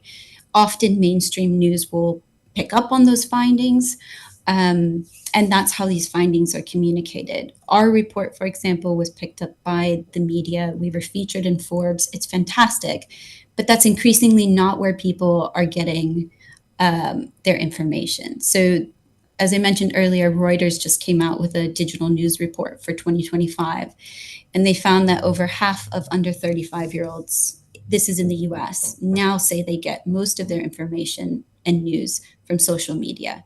But across the board, you can see this trend of all age groups prioritizing social media to a greater extent. So I guess the first recommendation we made in our report was to meet people where they're at, and that is on social media. And that's really complicated. It might mean sort of redesigning how public health recommendations are communicated. That might mean social media training for nutritionists and doctors acting in good faith. It might mean rethinking how we combat misinformation. The second recommendation was to engage with policymakers, which is something we're doing here in the UK, where our report came out. We're meeting with some MPs that are committed to online safety on social media, and we're hoping to address that further with them. One of the hooks we've used to get policymakers interested is that because social media has no borders. Nutrition misinformation from accounts in one country may influence public health in another. And in our report, we found an overwhelming majority of misinfluencers were based in the US. And there's also something else happening right now, and which I think kind of potentially compounds what's happening with misinformation. There's research that's come out recently that showed there's a declining rate of food literacy globally. And that's food literacy is an individual's ability to understand food systems, make healthy food choices, understand kind of back of the pack labels. And there's sort of this combination of declining food literacy and rampant misinformation around diets online. And we really believe that this is kind of these compounding factors influencing the future of the food system right now. Third recommendation, therefore, would be to increase food literacy. There needs to be more research into why it has declined so substantially and what can be done to reverse that. Thank you so much, Marlena. I have a similar question to Professor Piotr Skubała for our final segment, because despite all the knowledge we have, the world continues to live as if there was no climate crisis at all. And where do you see that discrepancy between knowledge and action, and what could break this gap, in your opinion? Yes.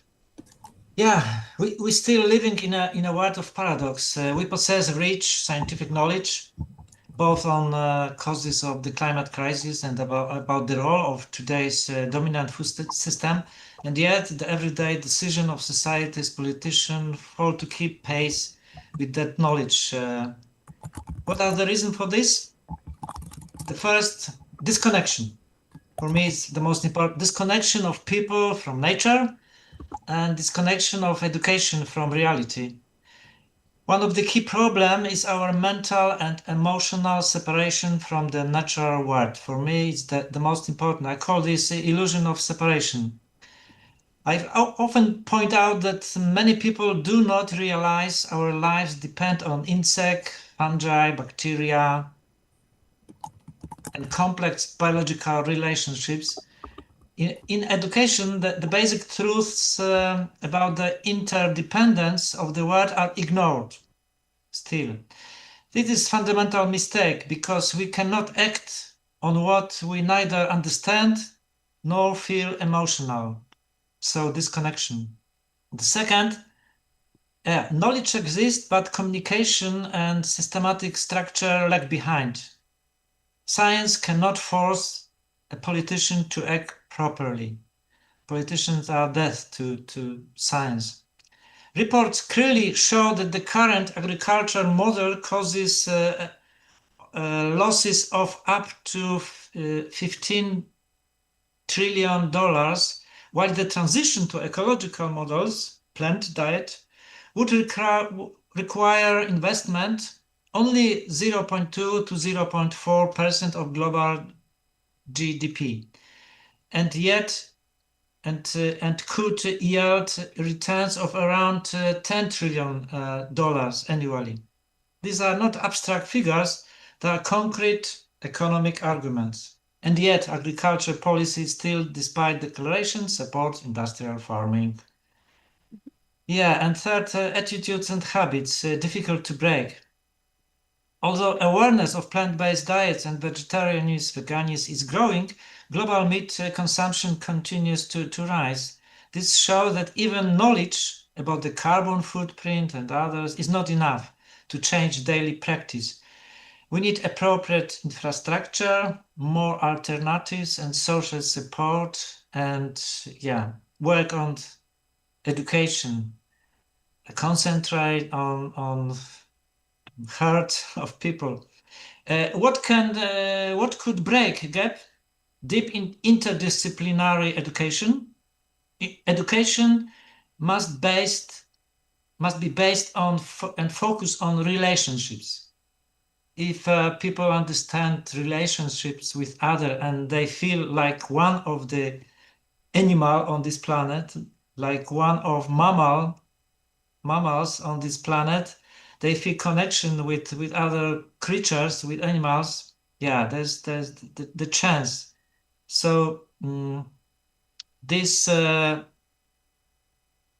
information, this we need to work on this at schools and also at universities. And one more, what could break this gap? Emotional engagement through vision. We need vision. People, including politicians, must be able to imagine a hopeful future, a world where, for example, plants, we plant trees on massive scale, we breathe clean air, we eat local food, we eat plant food. Animal protein has nearly disappearing from our diets, and nature has reclaimed its space. Yeah. This vision is our driving force. So we need different education, concentrate on relationships and vision of a better world. And also several other things, but for me the most important is this too. Yeah, I still believe that our civilization has a chance, yeah, but as you know very well, we just need to begin here and now.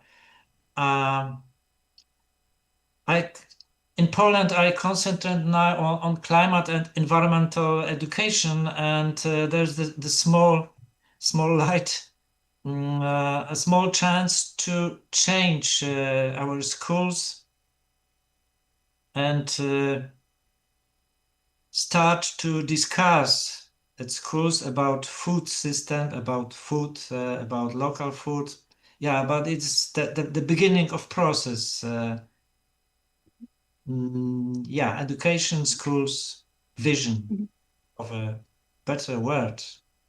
Thank you. You were talking a lot about relationships, but relationships are built on empathy, aren't they?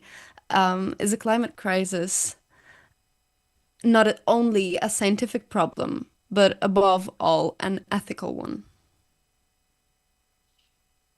Yeah, ethics is basic. We cannot function without ethics. I'm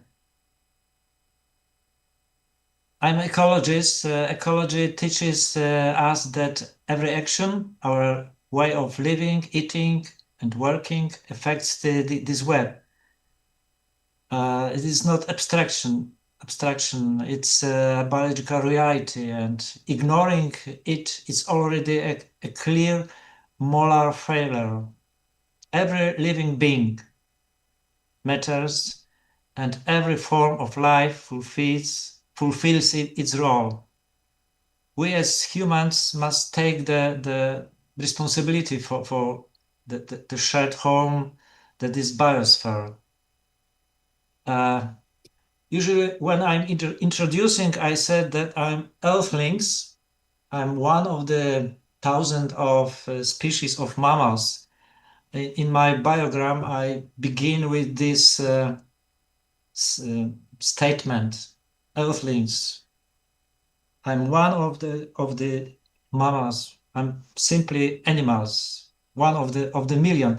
And I think this way of thinking about ourselves is basic. Otherwise, we cannot change people. We cannot change diet. People do not understand, and the industrial in the agriculture, eating meat will be continued. So concentrate on the way of thinking about our position in we must believe to feel like one thread in a web of science, as important as other.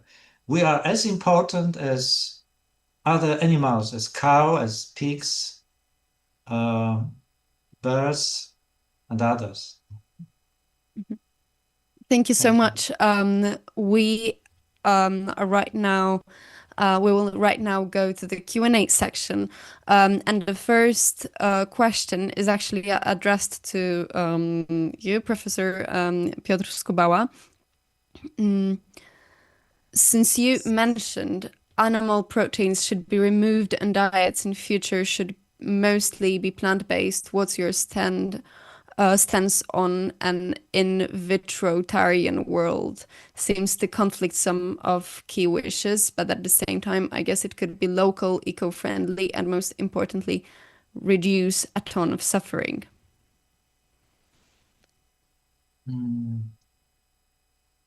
I'm not sure if I understand well the question.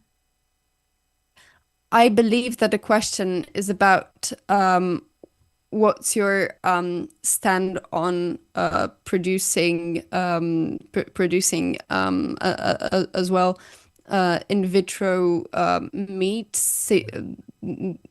I believe that the question was that it seems to conflict some of key wishes, but at the same time, it could be local, eco-friendly, and most importantly, reduce a ton of suffering. Yeah, Here, I'm not enthusiastic on in vitro meat because the ecological cost, the ecological footprint, carbon footprint is still high. We have much better diet, much better source of protein and others, simply plants, which grow alone without our effort. To have in vitro meat, we need to use a lot of resources and a lot of energy. So yes. Okay. Thank you so much, Professor. There is another question that is directed to all the panelists, but I don't know if we have time for all the panelists. Maybe if one of you would like to answer this question, primarily, please wave your hand. The question is, Amy writes, I would love to hear the speaker's thoughts about education and veganism in schools. I'm a teacher who is always looking for an excuse to educate my students about their choices. Yeah. So does any one of you wants to answer? Yeah, Marlena, go. Sure, but I also saw Simon had his hand up too. So Simon, feel free. Sorry, I didn't see that. No, then he just removed it. But feel free to join in. From my perspective, and I'm coming more from like the food tech space. You're right, Professor, that the environmental implications of producing in vitro lab-grown meat have been high in life cycle analysis, but there is a potential for that to come down immensely. And I think just personally, I don't think I'm as hopeful that everyone will adopt a fully plant-based diet, and producing something such as lab-grown meat with the elimination of harm to animals is something that we should still consider an option and should still pursue as a way to transition people away from the horrors of conventional animal agriculture. Simon, please. Yeah, thanks. I was a bit confused because you brought up another question, but I would really like to add to this alternative proteins question we discussed about. Sorry, I haven't seen that. So right now we'll go back to the question about lab-grown meat. What do you think about that? Just to add, I think I completely agree with my panelists, co-panelists, that the ecological footprint is not yet ideal, and we simply also don't know how it will be in the scaled up production actually, because there are no studies on that. But what we know that in these different technologies, they usually have a better footprint or like land use, right? They don't need a lot of land, and that's usually what ecologically is making them favorable actually. And I think also maybe to add that on another note, I think we've heard also from different panelists today that this whole food system transformation is very complex, right? And I think we need more solutions rather than less. And I feel, or at least at ProVeg, we see that these new technologies can really benefit the plant-based alternatives that we have right now. For example, by mixing together plant-based proteins and cell-cultivated fat, for example, because cell-cultivated fat is the sort of the main reason for the taste of these animal products. And so we see that maybe these new technologies can level up the plant-based alternatives we have now, and then maybe also increase the popularity and also the willingness of people to actually try them. So I think, I mean, of course, we shouldn't rely only on them, on these new technologies, but we should also support them and also to have more solutions to a big problem we have. Yeah. Thank you for that. We have another question that is also directed to all the panelists. So if one of you wants to answer this question primarily, please raise your hand. Could you share examples of public finance, such as development banks and grants in support of plant-rich diets? Lorenza writes, I am aware of an EIB loan to Huera.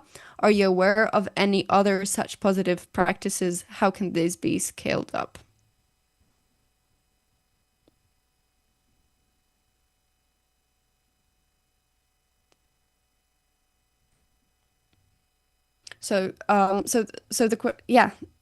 Please, Simon, please. Yeah, I mean, if any of my other panelists want to jump in, feel free. But just, I think this question is also maybe a good going into the direction was we've also heard, I think from Milana, the Danish example of the plant-based action plan is really a very good example for political support and also public finance of the plant-based sector.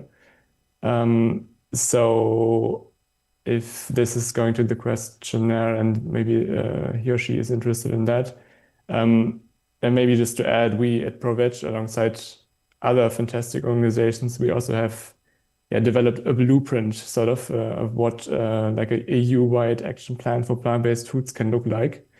And it's basically centered on four pillars, a dedicated funding mechanism, so public finance, but also research and innovation, creating a fair market for plant-based products, and also driving demand through public procurement, such as schools and hospitals and stuff. So just to add to this question, maybe, if that's of interest for the people, then they can find it online, and I'm happy to share that, Yes, it would be great if the panelists could answer questions also in a chat section, as we are running slightly out of time. But the last question, the last question that I see in the chat was about education, but I would ask the panelists to answer these questions in a chat section, as we are running out of time. And thank you so much for this really powerful panel for me. And I invite all the participants to join our next panel discussion beginning in 10 minutes, the right to know, food transparency as the foundation of health rights. And thank you so much. I thank our panelists, and see you in 10 minutes.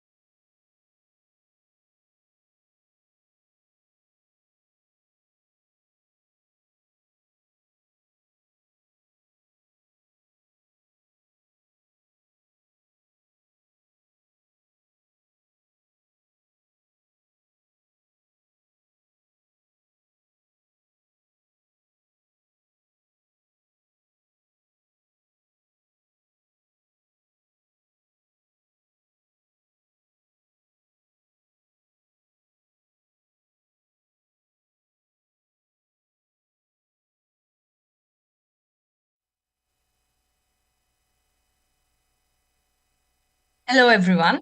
It's 6:30, so it's time to begin our panel discussion. It is my great pleasure to be moderating this session and welcome everyone. Welcome to our great panelists, but of course, welcome to all of our amazing participants. My name is Alicia Baska. I'm a physician, a public health specialist, and a co-founder and executive director of the Polish Society of Lifestyle Medicine. And I'm really happy to be moderating a discussion with the title, The Right to Know, Food Transparency as the Foundation of Health Rights. I think it's a big subject, very important, and we know all that clear, transparent food information, we might say, is a cornerstone of health rights, the foundation for rebuilding trust in our food systems. And in this panel, we are bringing together experts in many different fields. We have experts in clinical nutrition, cardiology, sustainable activism, local governance. We will be touching very many different aspects of their daily work and life. And please allow me to present our guest speakers. I will firstly tell a few words about each one of them. But if you feel like adding something more, that would be important for our discussion, please feel free to do so. And I will start with introducing Dr. Shireen Kassam, a leading voice in plant-based medicine, a physician, hematologist, founder of Plant-Based Health Professionals UK, who is leading the way in educating healthcare professionals, mostly doctors, in plant-based nutrition for very many years. Hello, Shireen. Hi, everyone. Great to be here.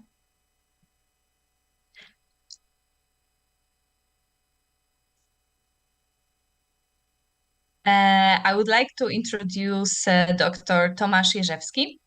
He's an interventional cardiologist, internal medicine specialist with extensive clinical experience. He's also an advocate of lifestyle and preventive medicine, educator, blogger, creator of the Zawałowcy project. And he's also a member of the Scientific Council of the Safe Food Federation. Hello, Tomasz. Nice seeing you. Hello, everyone. Thank you for having me.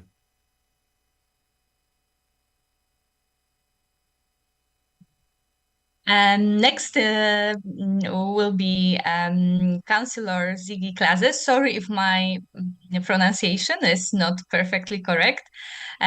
She's an influential local government leader championing sustainable food policies and community health initiatives, proving us that it is possible to impact food policies and to be part of a local government driving the change. Welcome. Thank you very much. Thanks for having me.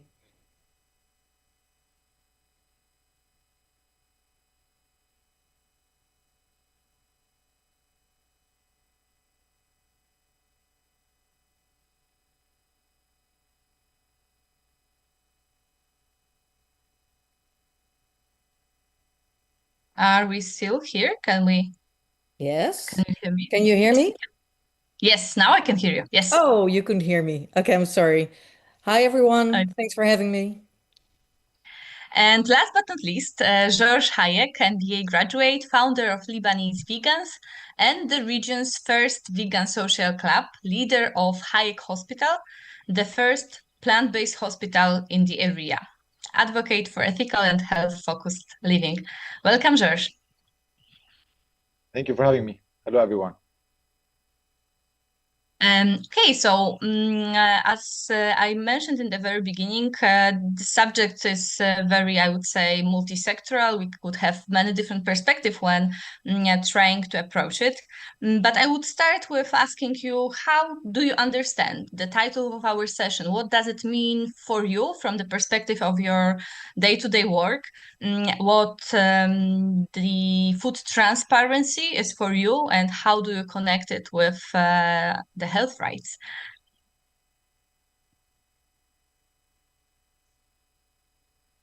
Maybe Shireen, if we may start to this, yeah. No problem, thank you. So yes, I guess from my perspective as a clinician and an educator, I think that transparent food information is absolutely fundamental if we're going to safeguard both human and planetary health.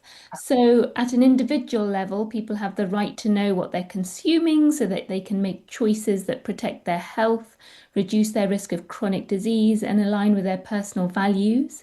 And too often the ingredients, processing methods, environmental impact of food are obscured or downplayed, so leaving people and the public very disempowered.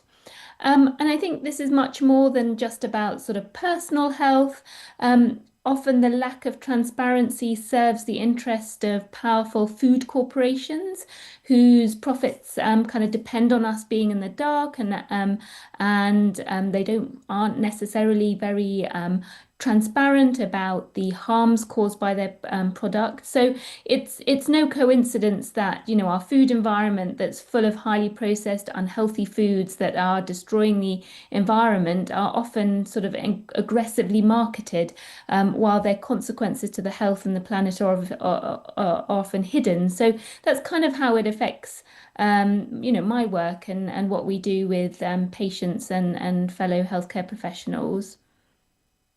Thank you very much for your perspective, and thank you for touching this very important subject of commercial determinants of health as well, for bringing this attention not only to the individual health, but also the health of the whole society, the whole population, and the commercial entities that are also involved in this picture. And I would like to give you right now a bit different perspective, and let's look at the perspective of the local government leader. Sigi, if you agree, what for you the food transparency is, and how do you perceive it from your daily work?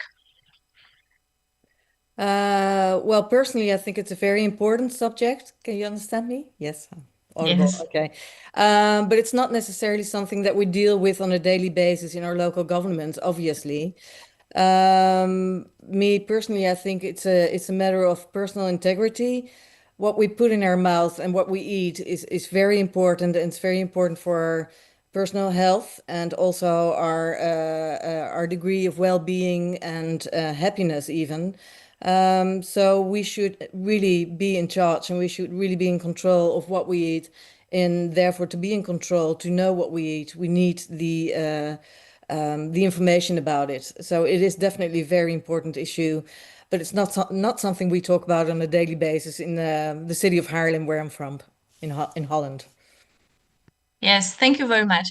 Tomasz, and back to medicine, but this time a bit different perspective of a cardiologist, but also a preventive and lifestyle medicine perspective. What food transparency means for you? Is it important?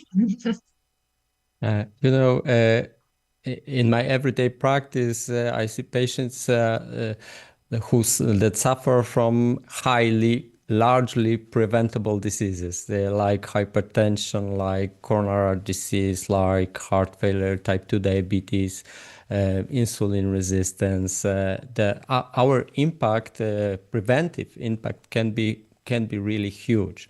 But these patients are not adequately warned by the food system what parts of the system contribute to their problems. So this lack of food transparency makes prevention very hard for majority of my patients. So we know that the food can be a kind of medicine, but it is true only when patients know what's inside. So that's why it resonates, this subject resonates with my activity. Thank you very much. Thank you for bringing the patient education as a very strong tool also here to the table today. George, would you like to comment on the food transparency from your very interesting perspective? Of course. First, I think that the title of the subject is very important, and it's more like a moral responsibility for everyone to be transparent, especially when we're talking about the food system. The food system is the energy of our body, and when we're not transparent, we don't know what we're injecting in our body. There goes the chronic diseases, there goes the cancers, and there goes the pandemics. Not long ago, we suffered from COVID-19, and all major diseases, as we all know, comes from eating animals and what comes from their body. But the thing is that with the lack of transparency, people are not well informed. I can talk about my personal experience at the hospital. A lot of my patients don't know exactly why the cow produces milk. We can go out to this level of education, of transparency. People just think that a cow just produces milk because it's a milking machine. So we have a lot of education to do, a lot of awareness to do, and a lot of transparency should be done. And I truly believe that the reason behind lack of transparency is two major aspects. First, it's addiction to flesh and secretions. And second is profit making and money. So when we realize that the people in charge in the politics section, the majority are not vegan and the majority are politicians and they maybe search for profit making, there goes the lack of the reasons, I believe, the reasons why we lack a lot of transparency. When in 2015, the WHO stated that meat is classified in the same group of tobacco, the highest classification of carcinogens, and no one knows till today. A big majority of people are not aware of this fact. When the cancer research as well state the same fact, a lot of transparency should be undergone, and it's more as a moral responsibility for everyone to be knowledgeable in order for each person to be able to make informed, adequate decisions. Thank you, George, for also bringing this subject of lack of food transparency as a major barrier. And I would like to go back to Shireen to ask her, how does she feel? How does she perceive the change in this situation? How does she perceive training healthcare professionals, for example, to be the science communicators? Do you see any change in any chance in changing this situation that we are facing today? Yeah, so I mean, I think, we know that healthcare professionals, doctors, nurses, dietitians are very much trusted professionals. They're trusted in society to provide us with, the right knowledge and science information. But as I think a lot of us are witnessing, much of this science communication is getting confused as we've got, numerous sort of social media outlets and podcasts and quite a lot of sort of misinformation or spread of misinformation. So I do think it is down to, people within healthcare to make sure that nutrition education does focus in on the evidence base. And, we know that, for example, we can really bring the evidence into simple messages. I think patients and even, families and clinicians and everybody really need just simple messages on how to make better choices, because it's not complicated. It's made complicated to keep us all rather muddled. But the basics of a healthy diet that promotes good health, prevents chronic disease, supports the planet, is one that centers around whole foods, mainly plant-based foods. And we should be sort of supporting patients, particularly sort of in my role, to be able to make these small changes, because any small steps towards eating a healthier, unprocessed, plant-based diet is going to benefit them in terms of their disease burden and for helping manage their chronic conditions as well. So I think we really should be confident in being able to share these simple messages around small changes. And are we? How would you assess the readiness of the healthcare professionals right now? Yeah, that's a good question. I think it varies considerably. I think, some people have taken it upon themselves to get qualifications in nutrition and lifestyle medicine, many of us in this group already.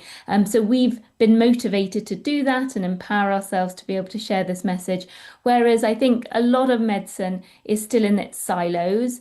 We are very super specialized in small areas and don't often see the bigger picture. And it's often the bigger picture that benefits from better nutrition and so forth. Whereas at the moment, we sort of wait for people to get the condition and then are very much focused on pharmaceutical and technological solutions rather than lifestyle medicine. But I'm speaking to the converted with your hat on lifestyle medicine. So I think it needs to be all brought together. In the UK, there is now the 10-year health plan that has recognized prevention and healthy habits as being a real core tenet of improving public health, but we're yet to see whether they'll support citizens to actually adopt these healthy habits.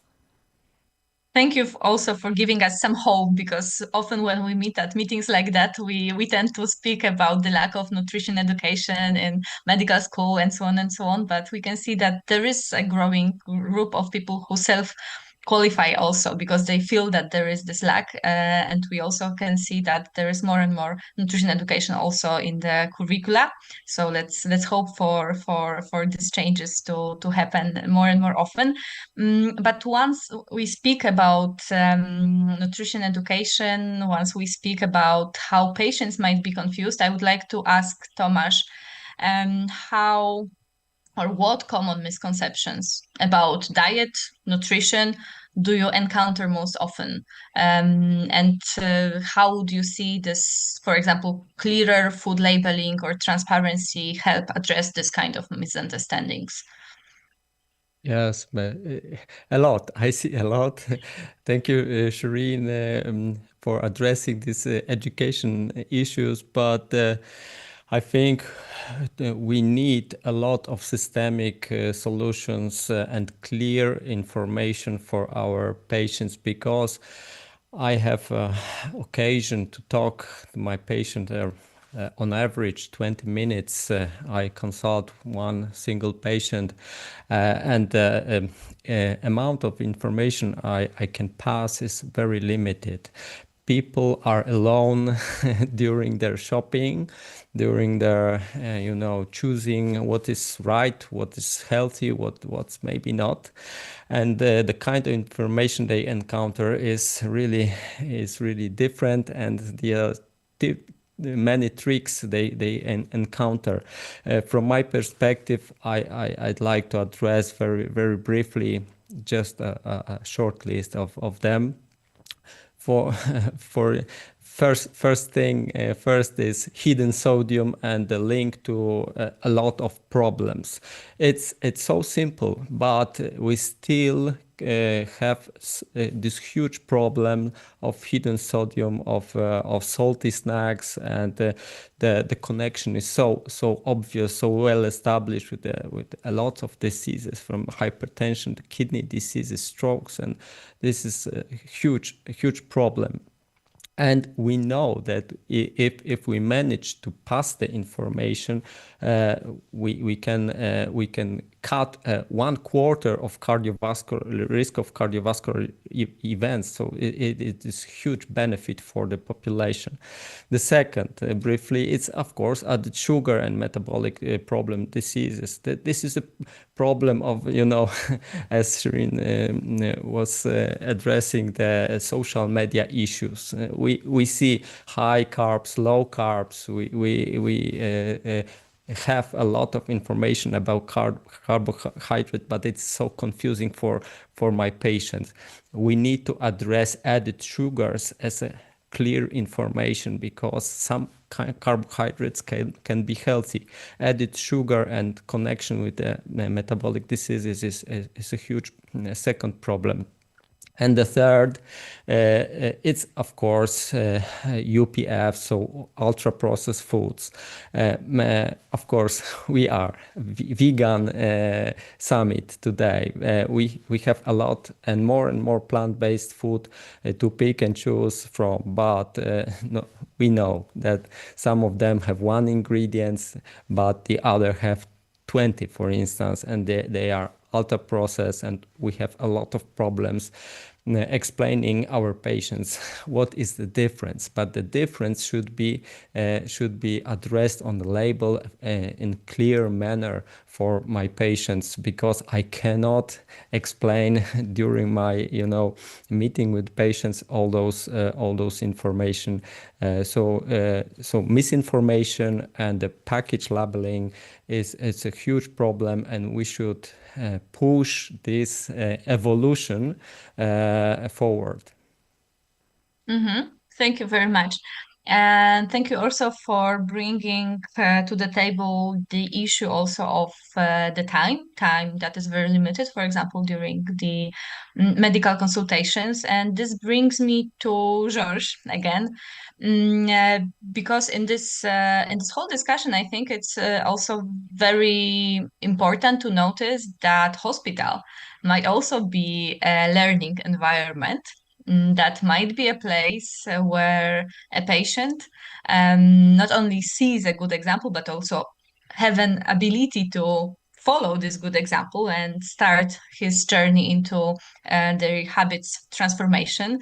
So I wanted to ask you, how do you see the role that hospital settings and, for example, changing food at hospital might play a role in our today's discussion and the challenges that we're already mentioning?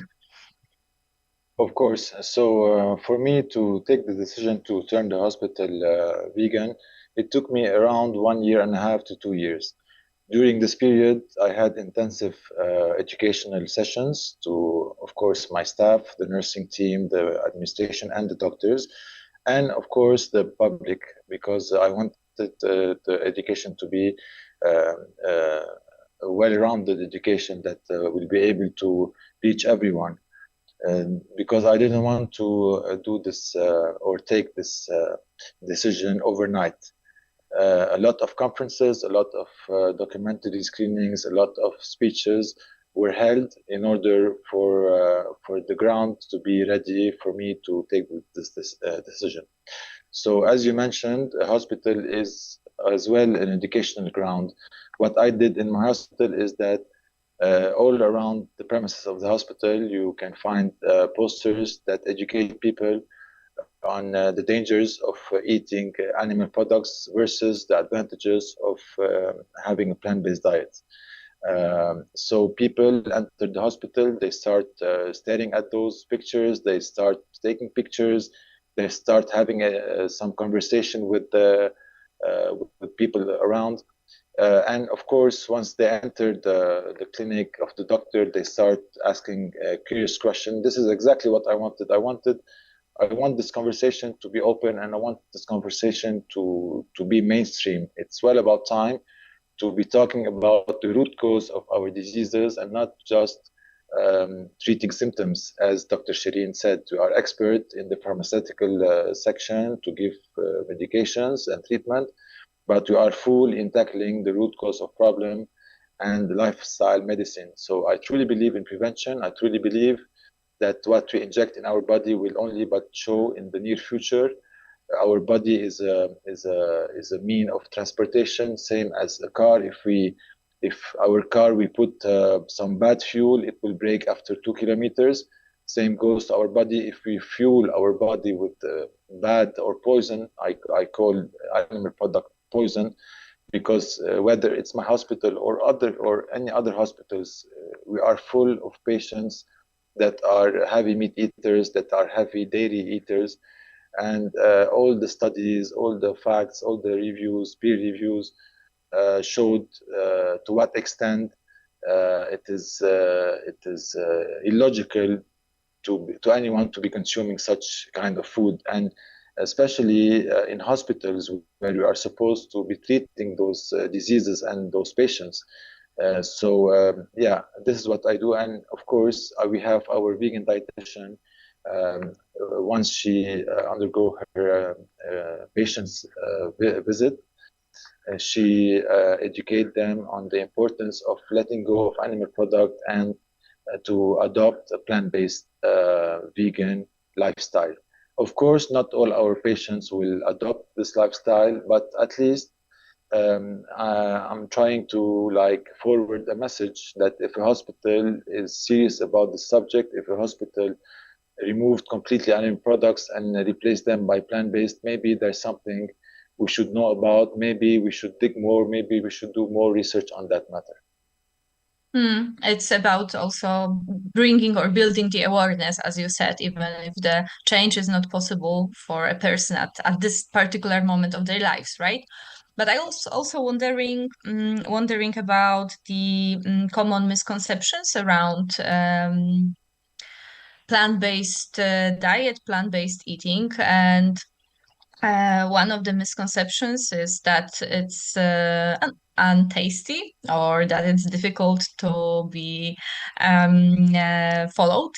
So I wanted to get back to you, George, about and ask firstly you and then our speakers, was it really the case once you introduced vegan meals at your hospital? What was the approach? What was the how was it received?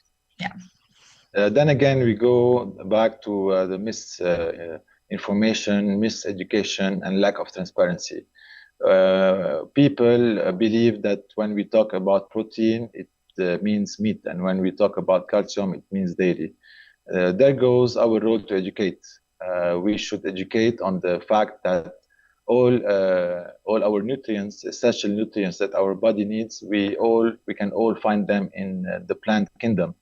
And basically, you said about taste, and the taste is not there. It's not true, because basically what gives the taste of flesh at the end is the dead flesh that doesn't have much of a taste other than being than rotten flesh.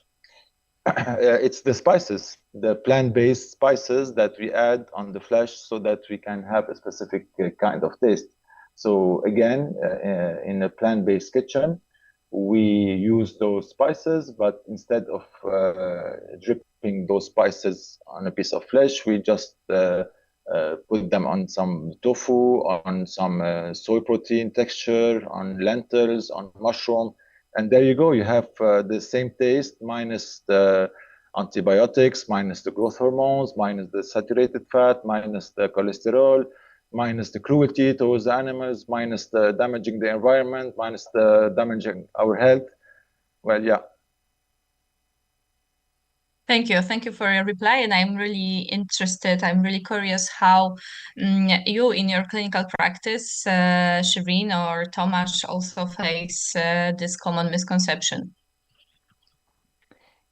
Well, I'll just jump in. I mean, I guess I work in a cancer profession, and so everyone asks me, what shall I eat? What can I do to improve my chances? And to be honest, it's not a big surprise when you tell people they need to focus on, fruits and vegetables, swap out their red meat for beans, think about, cooking from scratch. But I think, as Thomas indicated, it's hard for people if they don't have social support.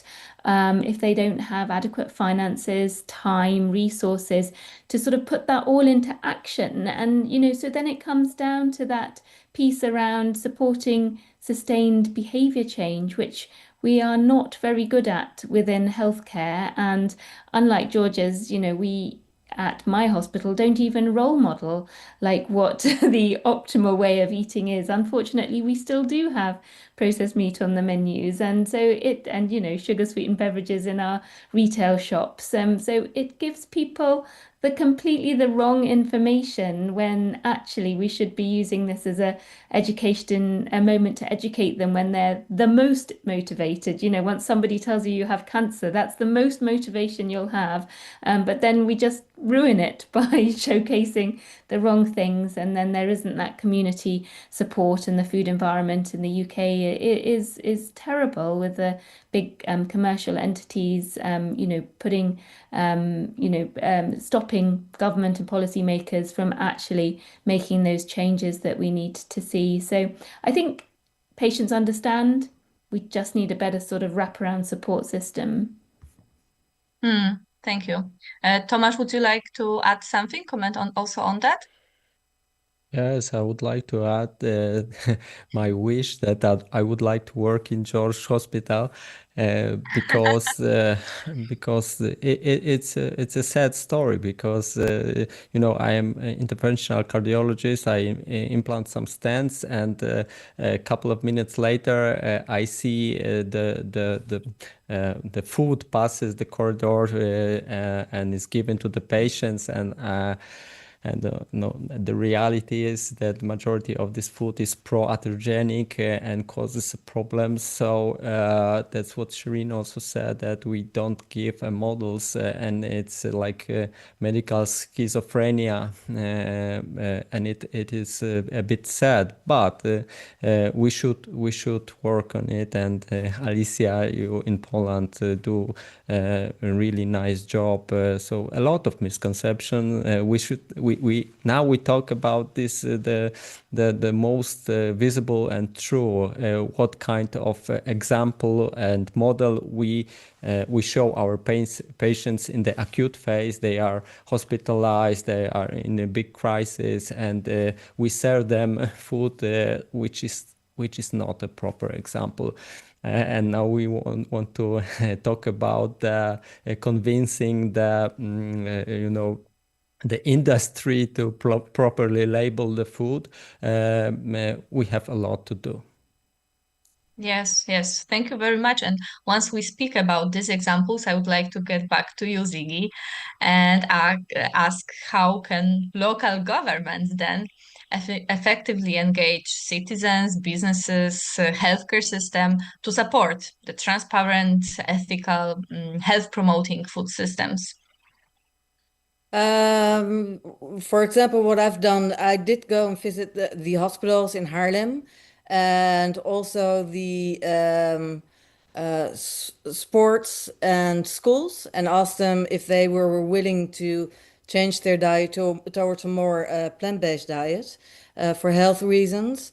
But I'm really interested in, since you're all scientists, what can you do as a scientist to get the message across proactively to say it's better to change your diet, and without put the finger out there, so you should really stop eating meat or lessen your meat consumption, but do it in a nice way, in an attractive way, to sort of persuade people to cut down on their meat consumption, without them having the idea of us as our bubble taking something away from them. And I think for some reason that scientists have a very important role in that, but maybe I'm wrong, I find them quite absent in the public discussion when it comes to the change towards a more plant-based diet. So I'm interested what the scientists amongst you have to say about that. The question is also whether actually is it often a case that the politicians or decision makers always listen to the scientific argument? Probably it would be wonderful if it was always the case. But I guess that some of us can also share some experience with that not being actually the case. And I can see Shireen nodding, unfortunately. So if you can comment on that, because it's a very interesting issue. Thanks for bringing that. Well, just to add some information that I find it very interesting to talk to scientists, because if I want to get something across and I want people to follow me, or at least say that's a very good policy you thought of, I need the input of scientists. Because if I don't, I'm just mumbling. I'm just saying whatever, and people will say that you just made that up. So I really need the facts and the figures to get my point across. The example, the reason I'm sitting here, people might be wondering, what's this woman from Haarlem doing here?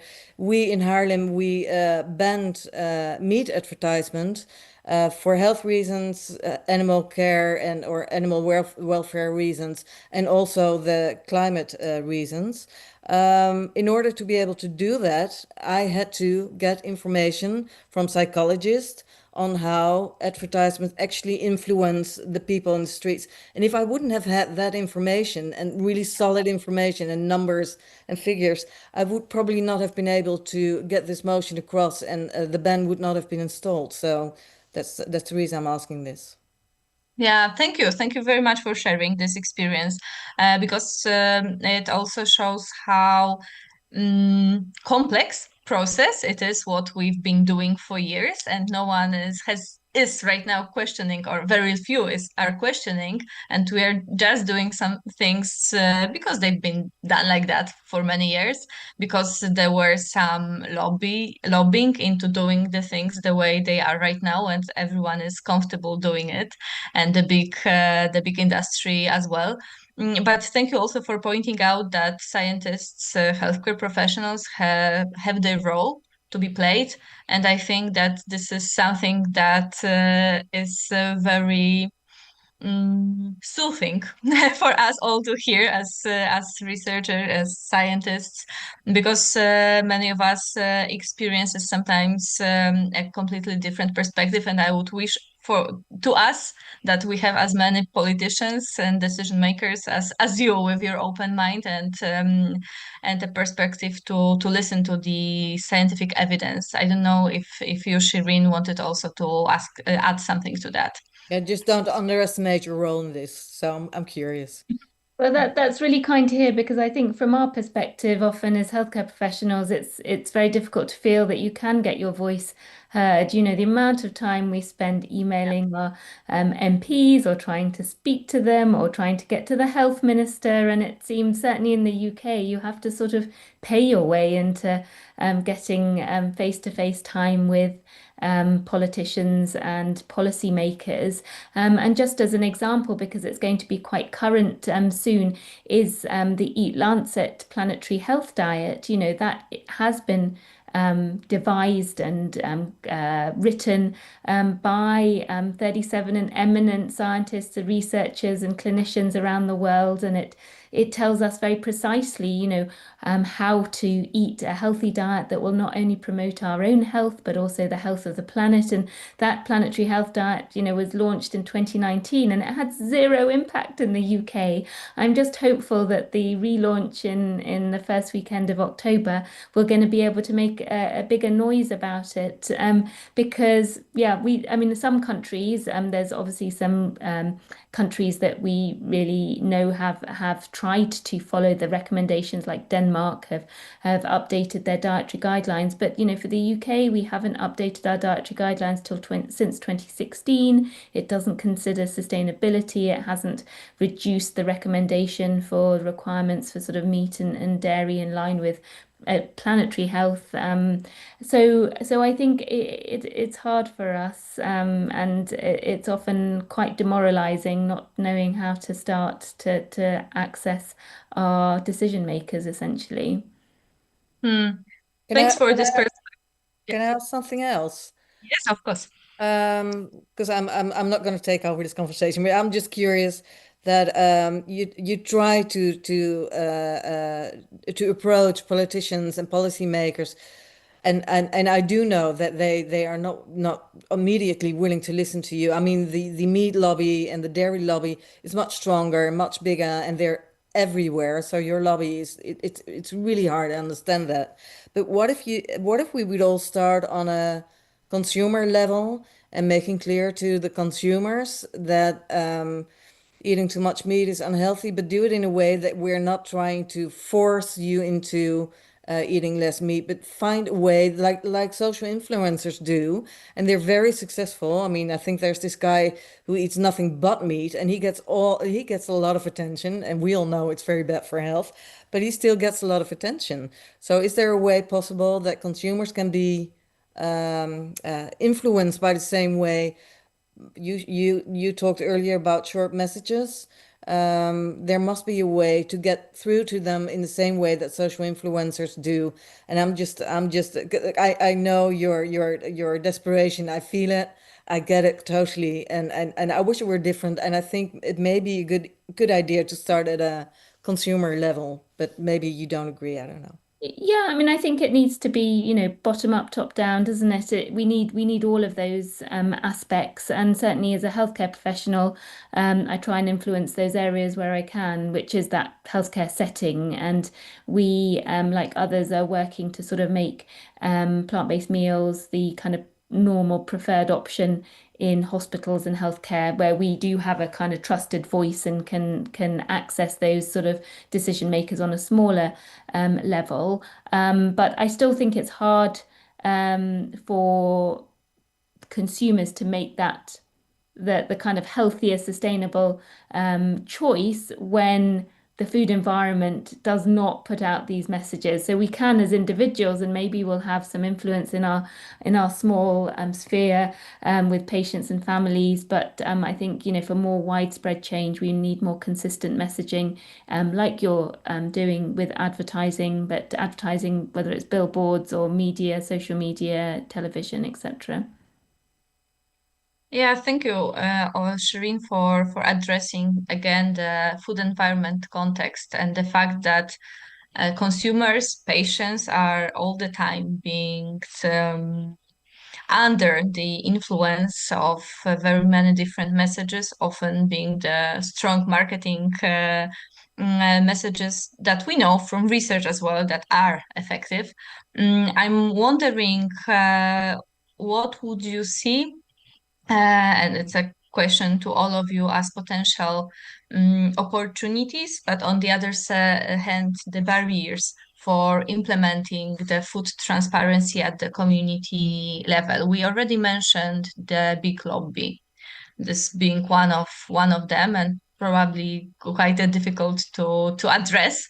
I don't believe, unfortunately, that we'll find a solution during our panel discussion to solve this. But we know that the problem exists. It's well documented also when it comes to the Eat Lancet report that you, Shireen, mentioned. We have a well documented story of how the big lobby was lobbying against the Eat Lancet report. Even before it was launched, the campaign was already there. So it's quite scary and strong. And as I said, it's something that was well documented. But moving from this one barrier, would you see any other? And if so, do you also see some kind of light, some kind of opportunities or the ways to address these challenges?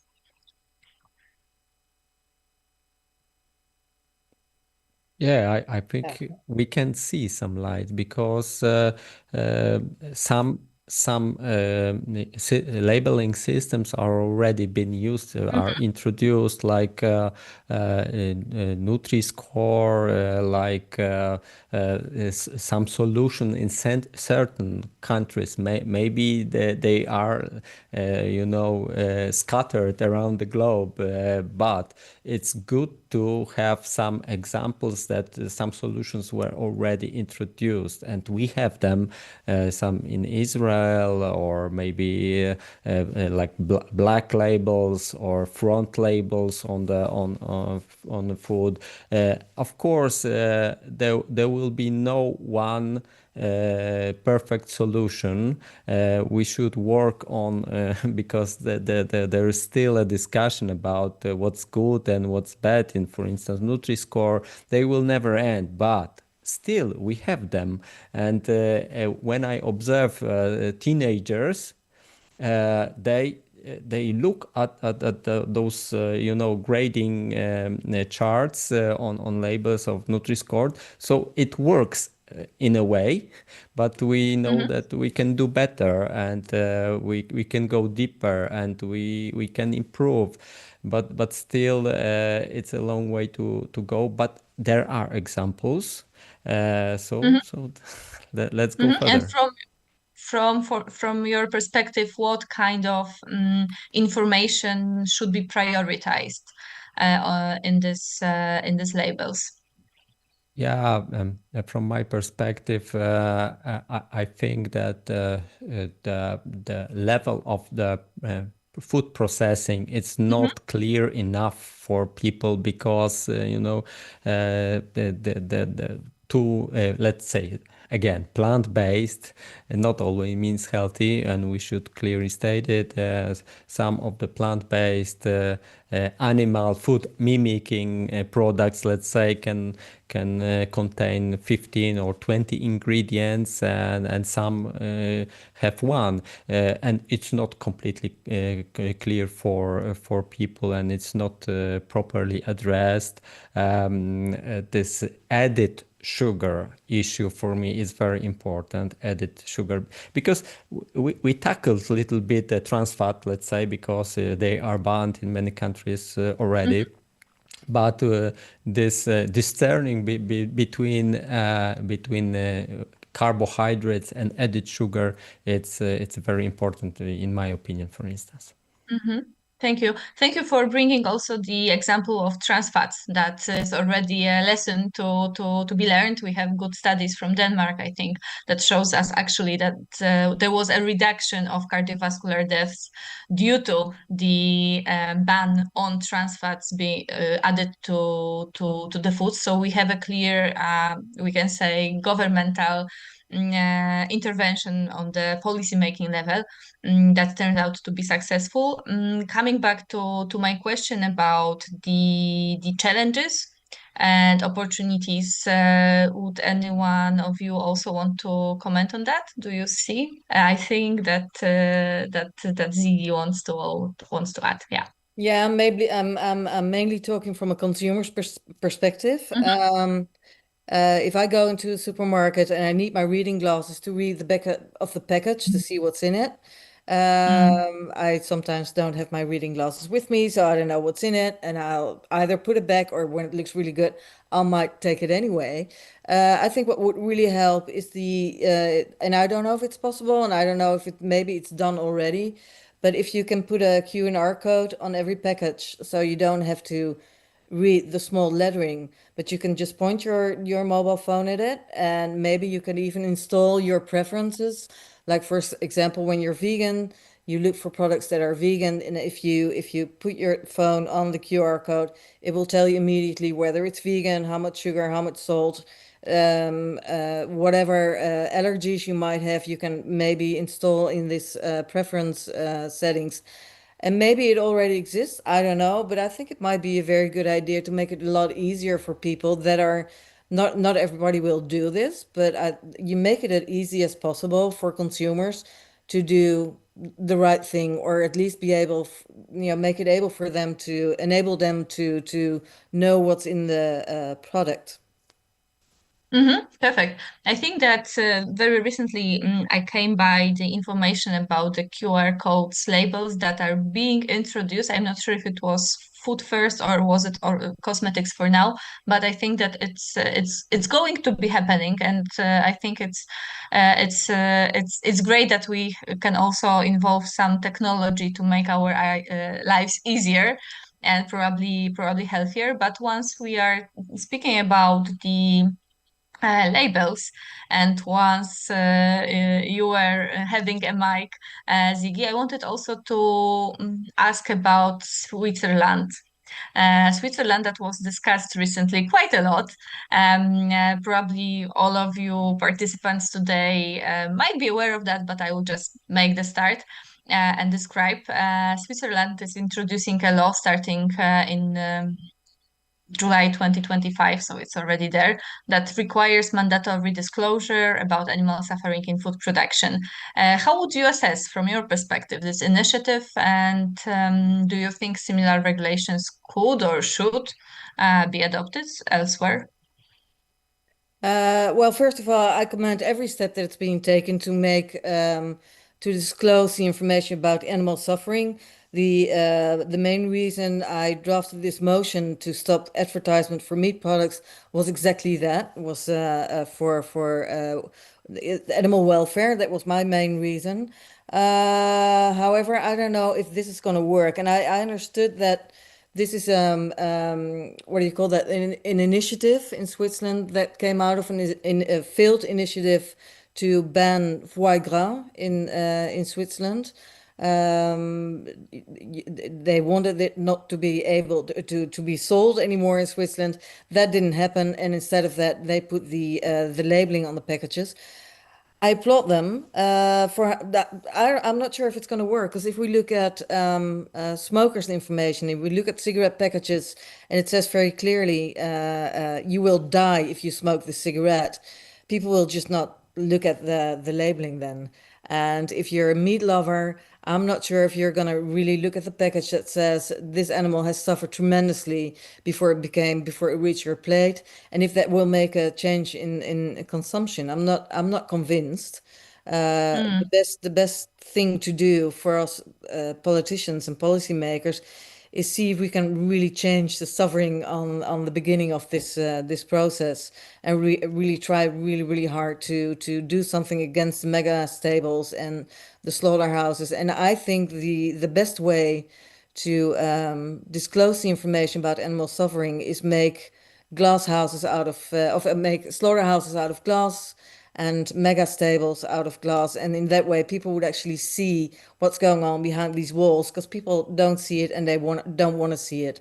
And that is never going to happen, but it would for sure be the fastest way to turn everybody vegetarian, or at least the people that have a heart into vegetarians. So but I commend them, Switzerland, for doing this. It's a step. I'm just not very sure if it's going to work the way we would like it to work. Thank you for this comment. Probably the time will show us, and I hope that someone is going to be actually researching that to give us answers to these questions. Shireen, George, do you have something to? Yes. Yeah, well, only to add that I'm also less convinced around the impact of labeling on individual behavior change. I'm not convinced that the evidence has supported this as a way that consumers make better choices. I personally think the evidence points more towards changes in regulation, reformulation, whether it, ideally compulsory, but sometimes even the voluntary recommendations around sugar, salt, like we've mentioned, saturated fat, those sorts of things. And then, kind of how we position them within the supermarkets and how we promote them. Because ultimately we know people choose things that are convenient, that are cheap, familiar, tasty. That's kind of how people make their decisions around food choices. And so a bit like, tobacco and taxation, it was only once government regulation really came into force and limited where people could smoke, not inside buildings, public spaces, etc. Did the rates really reduce, certainly in high-income countries? And I think that's really what we need. But maybe just I could add, because I can see that somebody's asked this or had.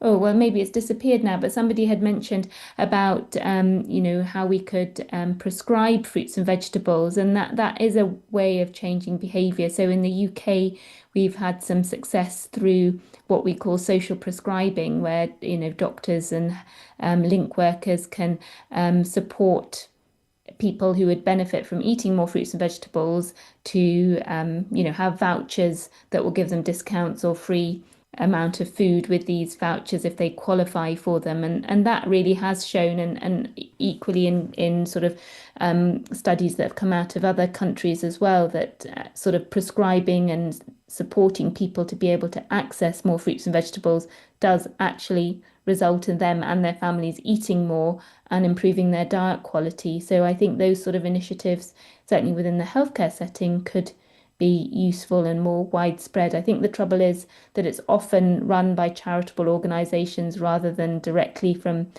government or local councils, and so it's very much dependent on funding, whereas it sort of just needs to be embedded within the sort of healthcare funding budget. Thank you. Yes, and this kind of activities are very often quite scattered and being developed by very many different actors, and it's just not sustainable.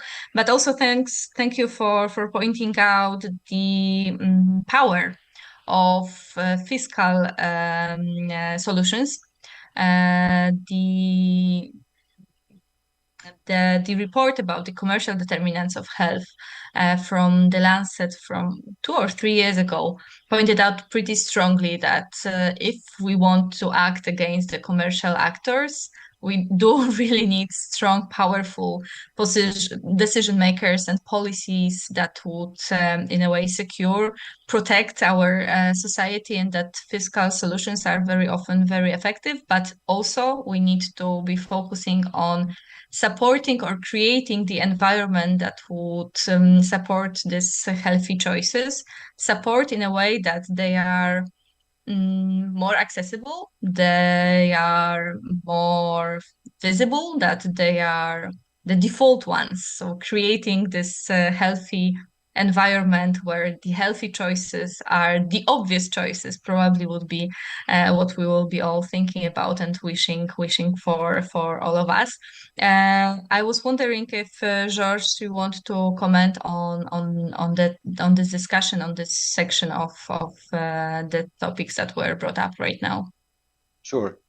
And now, while we don't have the desired results concerning cigarettes, but I think that it's essential, and going back to the topic of our discussion today, food transparency is human rights. So it's our right to know if what we're eating is classified carcinogenic in the same group of tobacco, yes or no. This should be a human right to everyone, the right to know, to learn more about our choices that we do on a daily basis. Now, I don't know the statistics about cigarettes and smokers, but I don't know if we've reached the desired results. I doubt. But then again, at least the smoker is aware that he is damaging his health and the health of others in the room. Same should go to meat and dairy and animal products. When we know that meat is carcinogenic, it should be labeled as carcinogenic. Red meat 2A, processed meat 1A. So this is a small example of the labeling that should be mentioned. Again, it might not be the only solution, and it's far from being the only solution, but I think that it might be a good step in the right direction. A lot of people, because I can tell you from my own experience at the hospital, they don't know that meat has been classified back in 2015 as carcinogenic. They think that it's healthy food and it's protein and it gives you muscles and it gives you a healthy life where you survive and thrive on it.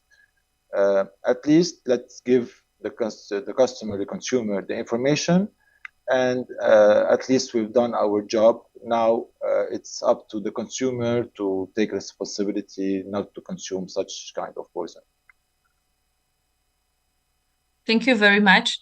I would also like to underline that all of these efforts, of course, should be very sensitive also when it comes to different socioeconomic levels, that very often, unfortunately, the ones who suffer the most due to chronic diseases, due to diet-related diseases, are those of the low socioeconomic status, and that probably we should always remember that all of the regulations, all of the changes should also be prepared in a way they don't create additional stigma, additional divisions and health inequalities. We see the big gradients, for example, in obesity in children and in adults when it comes to the place of residency, the socioeconomic status, and so on and so on.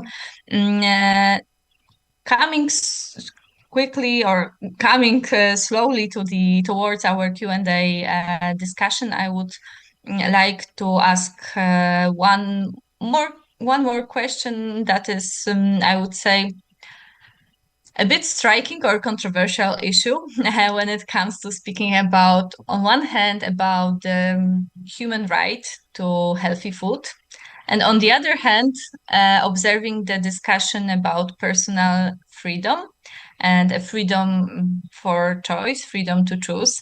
Very often, different regulations, for example, taxation, sugar tax, and so on, are perceived by individuals or parts of society as being intruding their freedom of choice.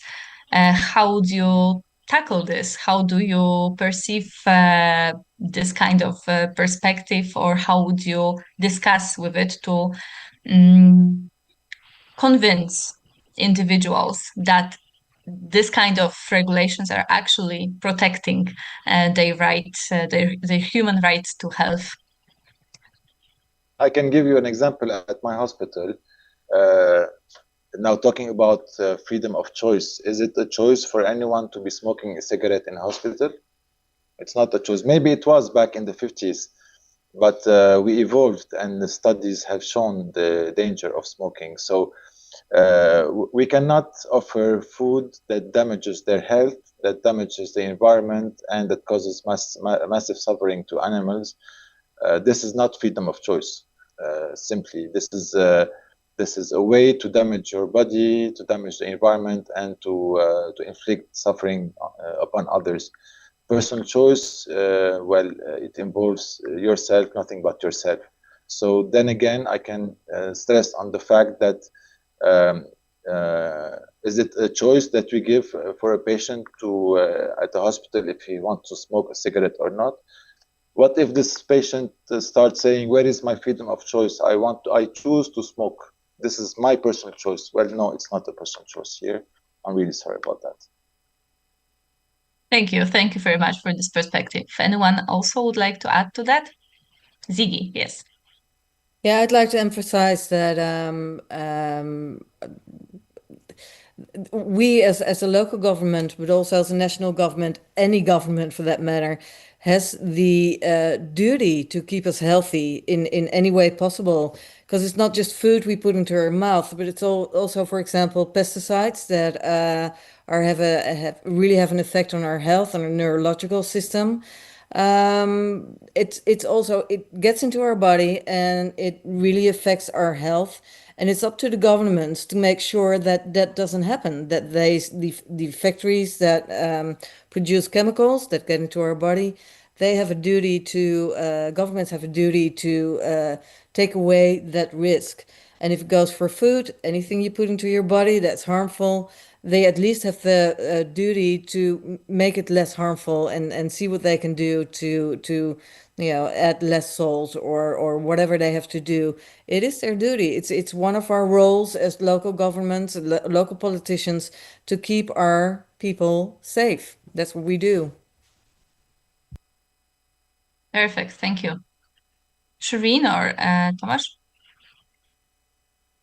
I have a strange impression that the food safety and the information connected to the food health impact on our society lags behind the, let's say, water safety, air pollution or air safety, lags behind the cigarette smoking. And this is a little bit strange because we talk about the freedom, but it is clearly the so huge, so big part of influencing our well-being, healthy, longevity, and it really lags behind the regulation, safety, health impact, passing the information, labeling, even giving all those people a right to choose what they would like to eat, but passing this information clearly, because we see that a lot of people still, of course, not in public places, but still smoke. Apart from the 30% of the package area clearly stating that it causes harmful and all the stuff, diseases and impotence. They have this kind of freedom, but talking about food, this whole big area lags behind, and it's so sad for me from my perspective. Thank you. Shireen, do you also want to comment on that, or should we move to the question and answer session? Yeah, for sure. Let's move to the question and answer. All right. So I would want to remind everyone also that the question and answer feature is open, so you can still leave their question, and we have a couple of minutes to answer that. One of the questions that comes up is a question: does criticizing all animal-based studies reduce the amount of evidence for the harmfulness of humans consuming animal-based products? Would anyone like to comment on that? So is the question around studies that use animals as their basis of investigation? I mean, I think so.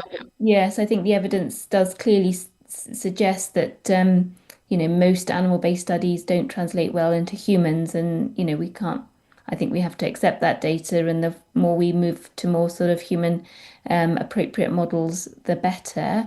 I don't think it is a problem when it comes to examining the effects of diet on health. Many animals, for example, don't really get atherosclerosis in the same way that we do, or the same sort of cancers and things. So I don't think it weakens our evidence. I think we've got plenty of human-based evidence, whether it's observational, short-term interventional, that demonstrate the key tenets of a healthy diet. And for me, I think, when we have got our own subjects, human subjects, where we can do studies using humans for answering dietary questions, it's just a complete tragedy to be using animals in that setting.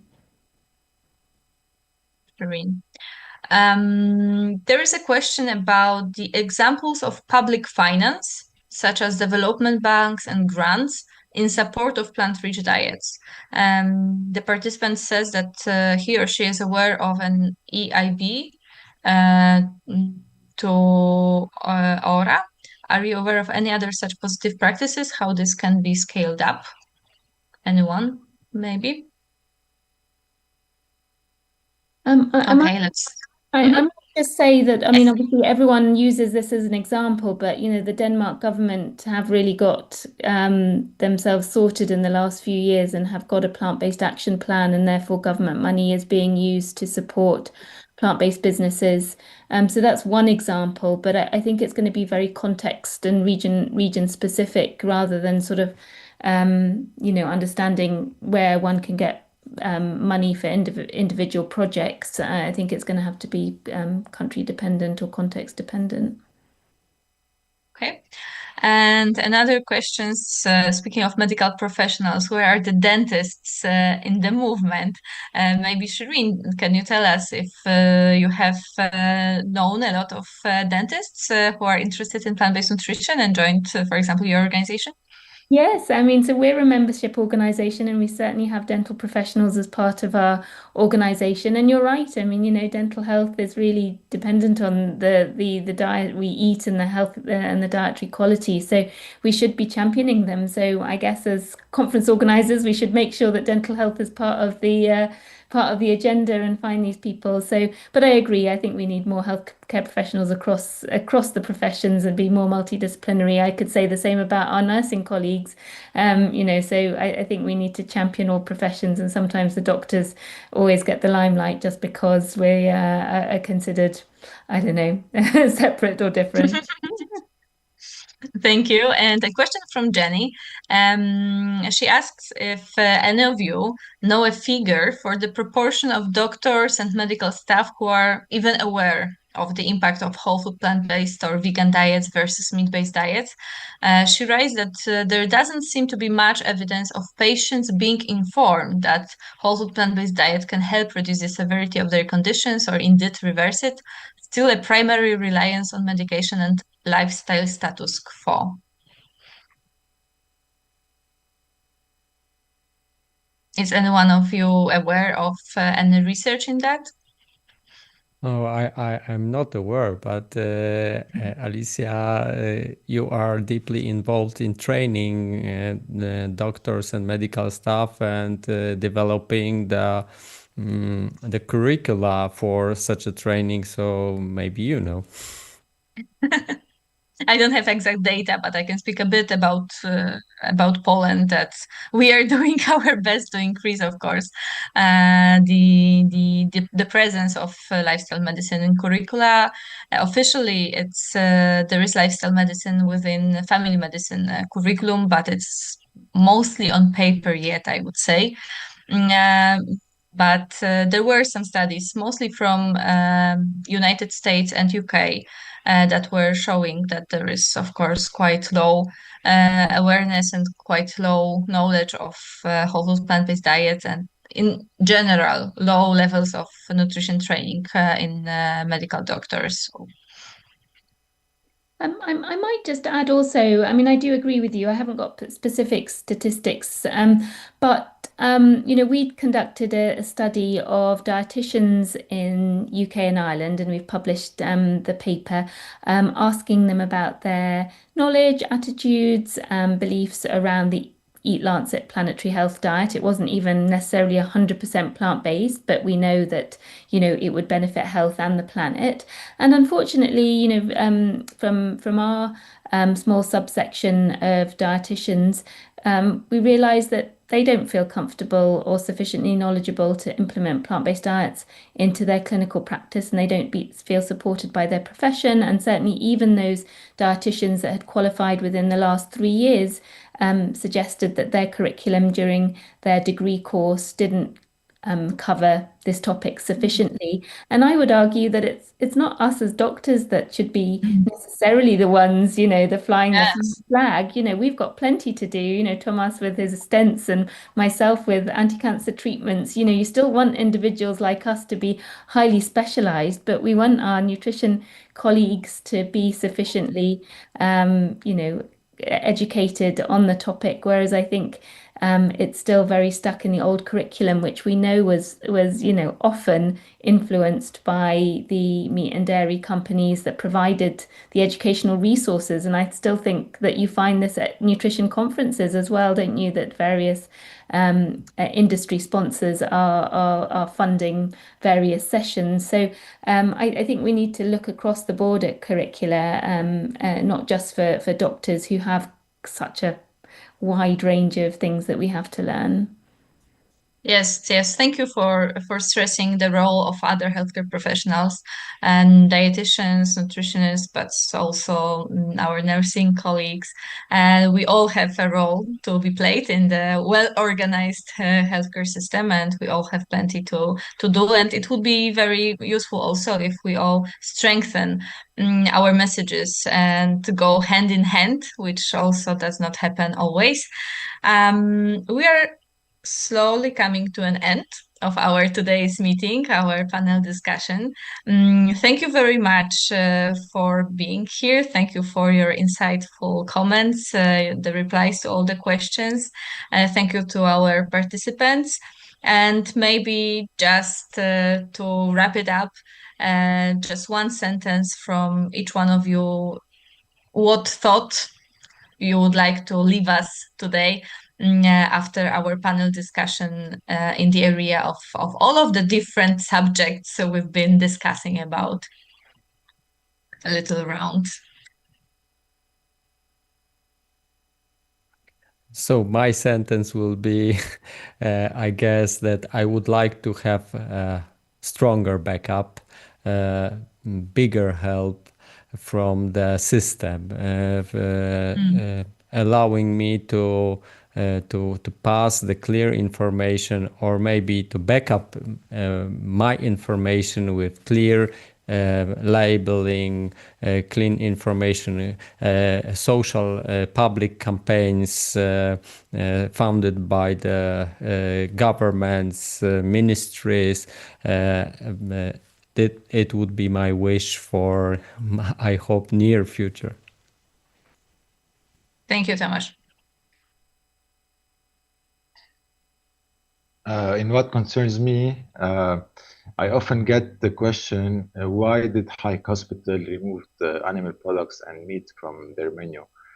And my answer for them is why other hospitals are still offering carcinogenic food for their patients. So it's well about time to look at the elephant in the eye. Thank you very much. I think I might just say, you know, a call to action, you know, that as healthcare professionals, we should all be using our trusted voice to see the change, you know, to support the change we all want to see in our wider society, whether that struggles with food or other injustices. So I think we have a voice as healthcare professionals, and the more that we use that, hopefully we can also be influence policy and decision makers. Thank you. And Ziggy? I would like to thank the other members of this panel, the healthcare professionals, for being so bold and brave to bring a message across. And I'll just try to find more information to see what I can do on a local level to promote this on a local level in our own hospitals. So thank you. Thank you very much. I wish you all a great evening. And of course, I would like to invite you to join the next session, breaking down food silos towards sustainable global systems, that will begin in 10 minutes. So time for a little break, maybe active, and see you next during the next session. Wishing you Thank you, a good everyone. vegan Thank you, summit. Alicia. Well Thank you, done. It was a everyone. pleasure. Thank you. Thank you. Thank you, everyone.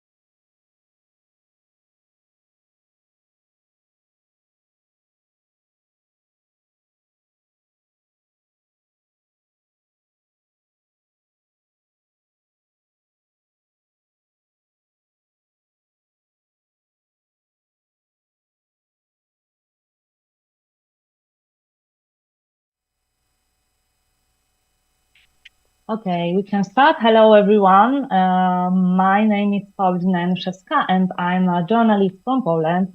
And I have today a great honor and pleasure of hosting another discussion as a part of European Vegan Summit. Welcome to everyone who has decided to join this event, and in particular, of course, welcome to our special guest, Fabio Ciconte. Hello, Fabio. Thank you for being with us tonight. Thank you for inviting me. I'm so glad to be here, to be part of this meeting. Would have been great to see in person, but let's enjoy even online. Maybe we will have another occasion in the future. Yeah, of and course. I would also like to thank the Green Rest Institute and other partners for organizing this meeting and this event. And before we begin our conversation, let me briefly introduce our guest. Fabio Ciconte is a writer and expert on food supply chains who co-founded the environmental association Terra and chaired the Rome Food Council.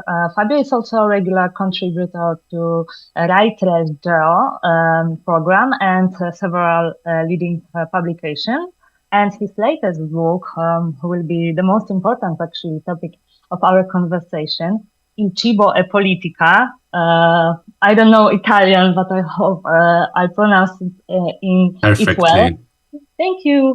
But in English, it's a powerful statement, actually. Food is politics. And it delves into, of course, the political aspect of food and its global environmental impacts. So after this short introduction, you can get that I will have a lot of questions for Fabio. But I would also like to encourage you all to join this discussion. And we will devote the last 10 minutes of our 1 hour long meeting to Q&A. So feel free to write us during the conversation your question, and you can do it by using the chat. So, Fabio, I would like to start from the title of your book, Food is Politics. Like I said, it's a very powerful statement, but also for some people it can be provocative or maybe radical.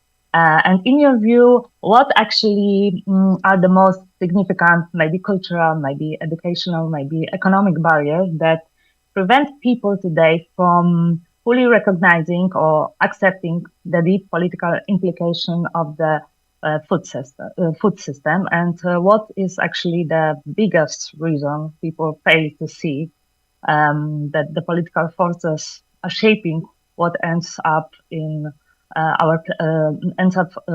our plates. So what actually, or maybe a little bit of everything. Well, let me first say thank you to the Rev Institute, especially to Anna and Morgan and all the team, because I think they're doing a great job. So that's why I'm happy to be part, to join this conversation.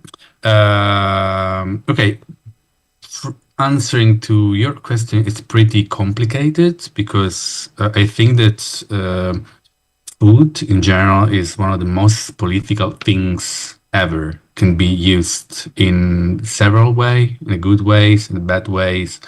But behind every food that we eat, behind every ingredient that we buy at the supermarket, there is a political choice. It's not there any product because randomly it's been put there. It's because there is a political choice behind it. It can be historical choice, so that can start from the past, or can be some new ingredient in our diet. For example, you know that in Italy, one of the food that we are eating a lot is sushi right now. We are eating a lot of sushi. We looks like Japanese in our diet now. And of course, it's provocative, the way I say the food is politics. And I think that people know it. People know that it's really a political issue. They understand, they really know, they deeply know, but people, that means us. We are also deeply tired for the society situation. We are concerned because of the political situation in general, because our finances are not really good. So at the end of the day, when we go to the supermarket to buy some food, we are not thinking about politics. We are thinking the way we can buy cheap food, basically cheap food, because our wallet is empty. So we have to find a way to arrive at the end of the month. Supermarkets are the best scenario for hide the political aspect of the food. Because if you think about supermarket, it's everything gray there. They are so good in hide all the injustice behind food, all the environmental aspect of food, like pesticide, like the use of soil, livestock. So everything looks green at supermarket. Green, cheap, so it's in a way it's like perfect. So they are able to hiding all the exploitation around food. They are able to hide environmental costs, all this kind of stuff. So we have the idea that the food is cheap. We have the idea that food is abundant and it's neutral. And it's not neutral. The food is politics. That's why I'm saying that food is politics. So we know it, but it's easier to not see it anymore. But also you argue that the idea of the conscious consumer is a myth. And it's strong opinion, I would say. And this challenges widely held beliefs. And I would like to know, don't you worry that this stance might alienate or demoralize those people who have spent years making ethical food choices, and they might think that, of course, then everything what I did is actually meaningless? What would you say? Well, I know that this can sound like discouraging in a way. You know, people think, okay, but we cannot do anything. It's not like this. So let me try to explain at least the point of view. Well, the first thing we have to emphasize is that every individual behavior is correct. So if we have a chance to buy organic food, to buy less meat, to do all the kind of environmental things that we always suggest, is a good thing. To the other end, in the last 30 years, I think we have just keep considering ourselves just as a consumers. We consider, we name ourselves like consumer, like if it's the only social category in which we put ourselves. We just are consumers. For example, we are not people that we don't vote anymore. For example, we just think ourselves about the consuming act.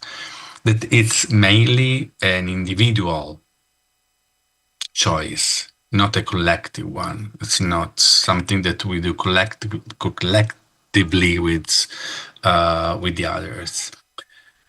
The result of this, I think, in the last year was that the market, the institutions, ourselves, we put all the responsibilities on the shoulder of people, on the shoulder of consumers that let us feel guilty. Whatever we do, we feel guilty because we are not able to buy enough good food. We go to the supermarket, we buy the cheapest food ever, and we feel guilty. So the question is, it's our responsibility, or is it responsibility of the system that puts us in this in that context. I think this is a provocation to just change the point of view, because if we put all the responsibilities on the consumer's shoulder, we are not looking at the responsibility of the market, for example. We are not looking at the responsibilities of the institution, of politics, multinational, finance, etc. And we are not considering the thing that if you think about European people, so we're talking about a pretty rich continent, but for most of the people, they don't have an option to buy proper and fair and sustainable food. It's not an option. So why we have to let this kind of people feel guilty for all this kind of stuff? That's why I'm saying, okay, we can be individual agency, but at the same time, we have to shift the point of view. We have to change our point of view and to go back to where the responsibilities are. Because at the same time, markets are doing this, are telling us it's up to you to change the world. We cannot do anything. You have to change the world. You have to buy good food, paying more. So we will become richer. But if not, it's your fault. It's not our fault. I think that we have to change this. I no longer accept the fact that the market is like making fun of us all the time like this. How we can escape from this narration that we are guilty, because it's I feel very bad sometimes, and it's actually not my fault, but how you actually in practice reconcile this importance of systemic change and desire for the individual agency. For you could find and tell us some examples of rational seeing these differences between these two options for fighting for vegan world, or maybe practice, actions. I don't know, something who will help us to feel better and brave to fight in the future. Well, in general, I think that, let me say, we have to combine both sides, like fighting and asking for a systemic change, in a way, and as individual agency.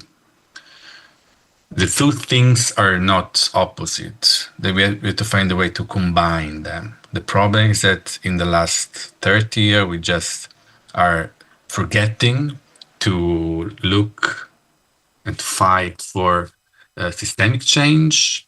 We're just acting for individual agency. And if you think about just being individual, if you think about just being consumers, for example, you can, of course, you have to reduce waste. You can support local farmers. You can eat less meat. And I keep repeating, it's correct. We have to do it. But if we do it as citizens, first stop naming us as consumers, but naming us as citizens, we have to do it. So less waste, support local farmers, less meat, and then also join campaigns, vote for ambitious policies and politicians, hold corporation accountable, all this kind of stuff together. So I'm asking people to do more. Otherwise, we will pretend that we are saving the world just buying organic food, and it's not the way we can do it. And I think it's something that we can really do. And I think that, I mean, Rep Institute is one of the organizations that is already doing it. My organization, Terra, is trying to doing the same in Italy. There are many organizations, movements, NGOs, whatever, that are really trying to fight. And I think that people want to join this kind of fights, they want to be part of the change, want to be part of the history if they have the chance to do it. So that's why I'm trying to just to change the point of view. So I would say that it's about relationship and collective work, actually. Yeah. Maybe it's the most important thing to do, but I would like to ask you about concrete or specific policies of or political intervention who are actually most important for now. And if you could choose three, what would it be for now and other actions? Let me say that something that I always say, that is, I don't have easy answers. I don't want to give an easy answer as a solution for change the world. Otherwise, it would be too easy. I think that the first thing, if you have to really realize that when we talk about food, we are talking about a very complex topic that's put together like several aspects that are cultural, traditional. If you think about our different tradition in terms of food, if you think about your personal history when you talk about food, my personal history when I talk about food, that are totally different, or maybe there is some similarity, we don't know yet. And every have some kind of personal aspect. If you think about diets. So when we talk about food, we have to consider all these kind of aspects. So if we just saying that it's complex, we stop judging people about their own behavior. This is the first thing. Then to go deeply into some practical things that have to be done, that it's not directly related to food. But one of the things that as an organization we are asking, for example, in Italy, is that one of the most important thing to do about food as an environmental fight is to talk and to increase salaries, the salary of the people. If you don't put money in the wallet of the people, you cannot talk about anything else. Because at least in Italy, our salary are really bad. It's like in the last 30 years, they are stuck, totally stuck. And of course, if you don't let people, and again, when we talk about people, we are talking about us. So if you don't give us the possibility to have enough money to spend for food, it's pretty complicated to make a difference. Another thing is about time. Can we say that the time it's a political issue in our life, that we don't have time for living anymore? That's why we are not cooking anymore. People, also in Italy, in its tradition about food, whatever, people are not cooking anymore. That means that they are feeding the multinational and ultra-processed food because they don't have time. And so this is a political aspect of food. And then there are other things. For example, around the value chain in the food, it's totally unbalanced because farmers don't get enough money. So you have to hire their, let's say, not salary, but their income. Workers, most of the time they are exploited. We are fighting a lot against this situation. In Italy, we know that it's all around Europe. There is a massive exploitation of especially migrants that are exploited for the harvest of fruit, vegetable, and whatever. So this is the kind of thing that have to be done. And then there is also something that is related to local food policies. I think that the future of food will be, let me say, that it's about define how food will be consumed in the cities. Because since we know that most of the people are going to live in the city in the future, we have to define which kind of food we're going to be eating in every city. So there is this movement that is growing a lot around the world. We are leading a part of it also in Italy, in Rome, for example, that is about food policies. Trying to define which kind of food we're going to be eating there. So these are not three. I don't know if there are more, but it's like a list of things of priority that I think are pretty crucial for our future. I really believe it. Actually, I'm surprised that you said that in Italy you don't cook and do the other thing and socially, I don't know, connect by the food. But I think that the tradition, it is an argument for non-vegans to say that Italy cuisine it contains and always contains dairy products and meat. And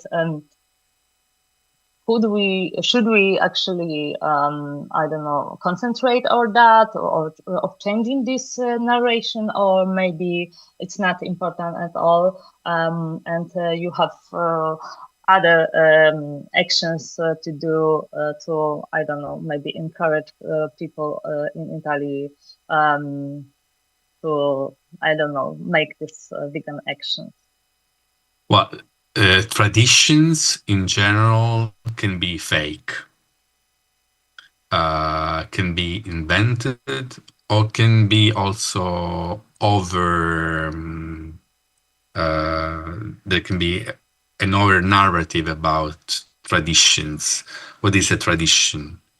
For example, it's not true that the tradition in Italy is all related about meat, because like 30 years ago, people that didn't have money for eating meat. Meat is for rich countries. The problem is that it's for rich countries, and as long as countries are becoming richer, the quantity of meat will be even higher. So this is a problem, but it is another issue. If you talk about traditions, for example, in Italy, you cannot talk about just one tradition because we have several traditions, since it's a long country with a huge difference between the south of Italy and the north of Italy, the center of Italy, islands. They're super huge differences. But we have very long tradition when we talk about, for example, vegetables. We have a long tradition if you talk about, for example, like tomato. This is a tradition. Pig is not a tradition, it's a part of the history. But in general, we have been able to grow a lot of vegetable, a lot of food, but not just meat. Having so said, tradition is not enough for explaining or for justifying everything. When we talk about Mediterranean diet, we always have this thing to say, no, we have this Mediterranean diet that nobody know. Trust me, nobody know what it is. Just Mediterranean diet. It's like something in our dream, and nobody is eating Mediterranean diet anymore because we don't eat legumes anymore. We are eating a lot of meats, but it's not tradition. It's just easier, and that's it. So I wouldn't use it. When we use tradition, we are using tradition as an excuse. It's like saying, well, in the history of humanity, we have been always eating meat. Okay. The humanity is like evolving. Now we have, how do you say, in artificial intelligence. So we are evolving as humanity. I don't know if in a good or bad way. But anyway, but we are evolving, so we can change something. Well, I lost the question. I don't know what we were talking about, but it's about tradition. It's like to be aware that sometimes it can be like a very fake thing. And Maynard Clark wrote that many Italian produce dealers in the USA had a very good health, and so did their families. They had a variety of products consumed daily. And we have a question: wasn't broccoli originally developed in Calabria, Italy? I don't know, actually. Yes. Broccoli where? Broccoli, Calabria. Well, I'm from Calabria. I have to be honest. I don't know. Okay, I don't know. so I don't think so, but I don't know. I'm gonna check. I'm gonna check if broccoli is from Calabria. Okay, so Well, Calabria, for example, have many local products. The point is that they are not good, and it's very disappointing for me to sell and to sell themselves as a local producer. So we have if you think about Parmigiano Reggiano, that it's made like in the north of Italy, they are very good on sell it as the best product in the world. If you think about wine, the most famous are made in the north of Italy, no? Because they are better in like marketing. In Calabria, they are not good on this. Doesn't mean that they don't have good products. Because if you think about environmental condition in Calabria, they are very good environmental condition for growing. But I'm from Calabria, so it's pretty complicated to talk about this from my side. And I would also like to ask you about the fact that actually global system of producing food changed also Italy and producing the tomato sauce, because I read the book of Stefano Liberti, and he wrote that actually tomatoes which eating Italians is actually from Ghana. And I think that there is a big problem. No, but we can address. No, but the Stefano is not saying this. There is this fake news in Italy that's saying that we are eating tomato from like China, that it's not Italian tomato and whatever. That it's not true. It's not correct. It's just it was invented for make feel worried consumers in order to buy more Italian products. It was a marketing strategy to do it. The reality is different, and Stefano brought exactly the real story. We have been also working a lot together on the supply chain of tomato, going around Italy, talking with everybody about tomato. And the real story is that now China is it is the first producer in the world of tomato. Especially in the past, now it's changed, but let's say that some Italian company were buying a lot of paste tomato from China. This tomato arrived to the Italian harbor, transformed in another kind of tomato, and sold as Italian product, but in the Ghana market, not in Italy. So in the Ghana market, so a very poor country, very poor market, you could see this bottle of tomato, can of tomato, with the Italian flag, even if the tomato was from China. But no Chinese tomato arrived to the Italian market. Also because according with the law, the tomato have to be made in Italy starting from fresh tomato. Otherwise, you cannot do it. So it's a super interesting story when you think about tomato, because we are a very huge producer. Our market is around 3 billion euro every year. Now in these weeks, farmers and workers are doing the harvest. And then it's gonna be sold everywhere in the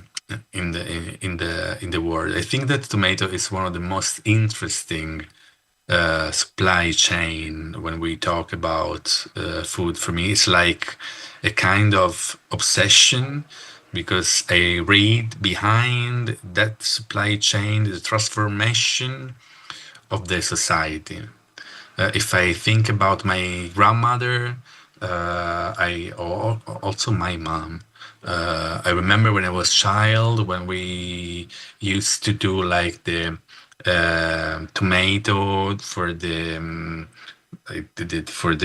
winter, like every summer. No, now it's something that you cannot do anymore because you don't have time.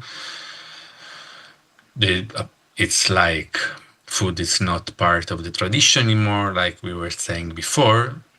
The conclusion is that you are buying a tomato that is ready to be just eat.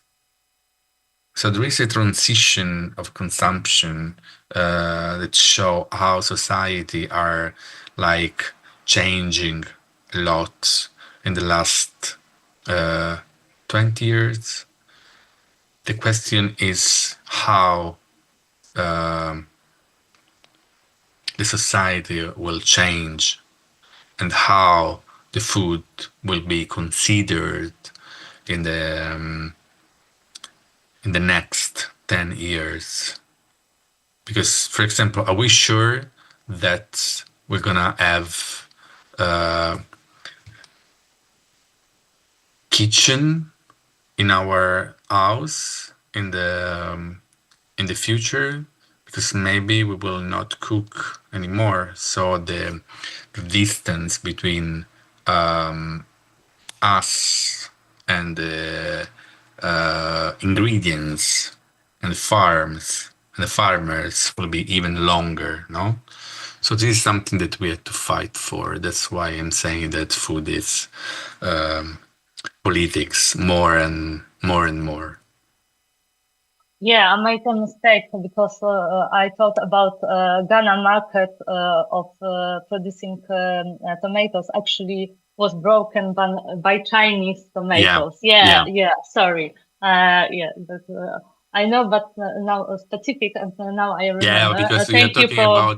You're talking about an obsession with Stefan. We have been around Italy talking about tomato and the wheat producer like all the time. It's like, yeah.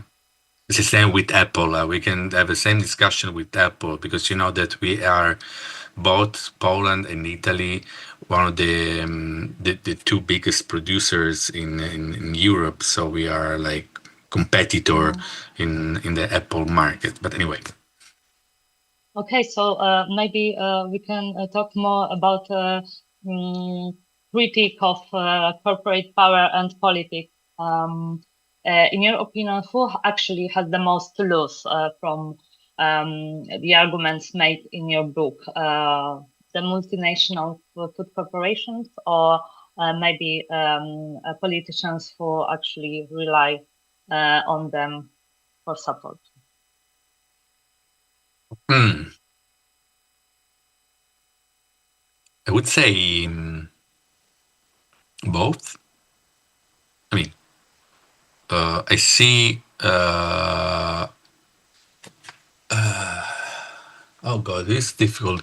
If I had to look at the responsibilities, I would say that they have the same responsibility. If I would be like a judge in a tribunal, I would say that they have the same responsibility for different reasons. Multinational is because they have to do business, and they are doing it like keeping the power and maintaining the power of the food, of technologies, of seeds. A lot. They have a lot of power when you talk about seeds, and that they are also very good on lobbying. And politics is can be very compromised by lobbying. The politics right now is not strong enough. I think that in Europe they are not really understanding the risk about agriculture and about food. They are not understanding, for example, that climate change are like a disaster, and climate change are caused also by agriculture. And even if they think, even the politics, they say that climate change is important topic to be addressed. When you talk about agriculture, they are not doing anything.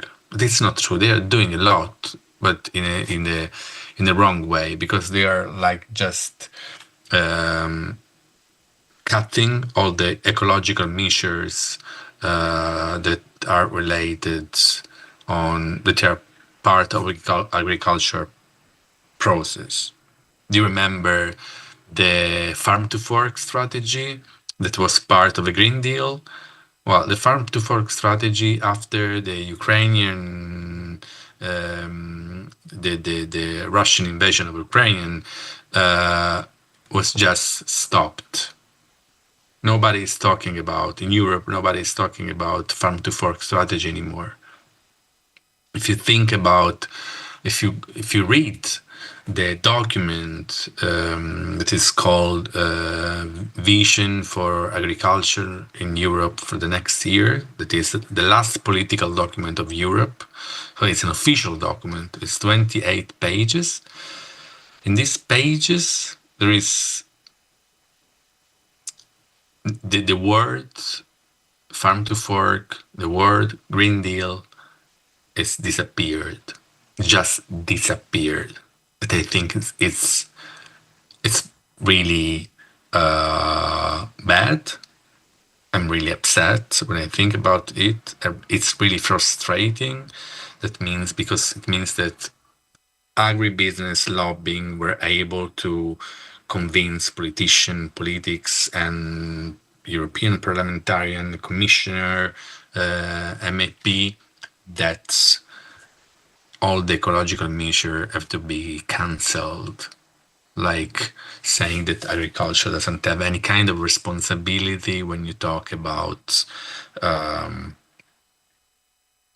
agriculture.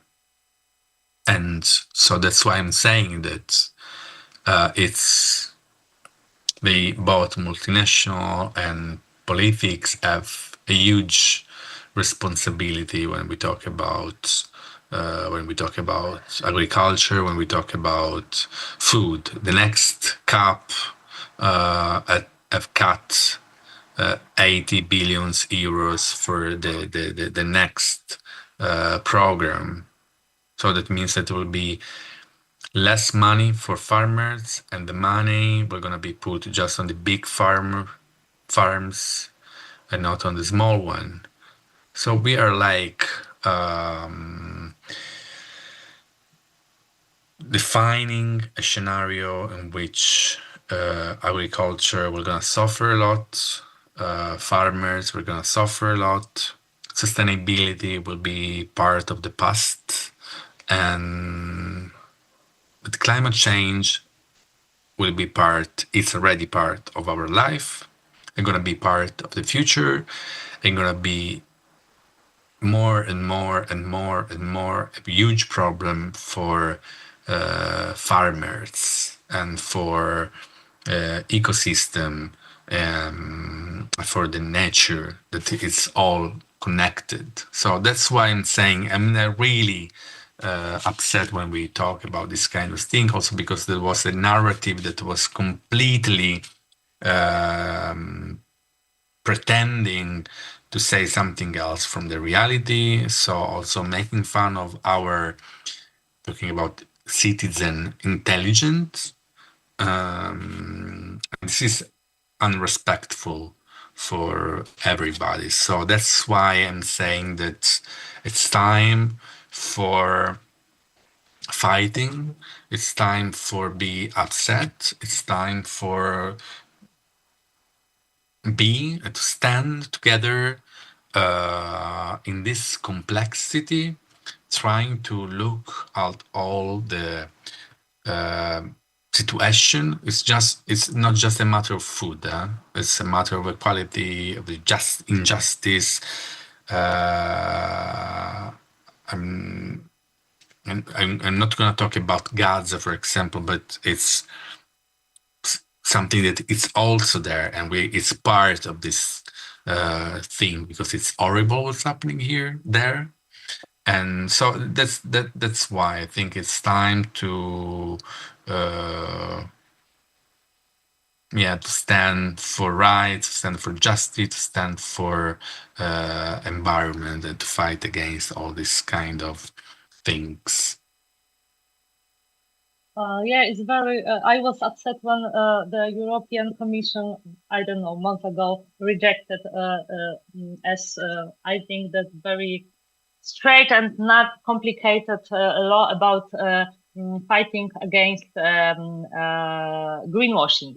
So it was actually the one small problem to solve, and they failed in it, and it was so bad. So how can we do more biggest thing like when we can't do something as small as greenwashing?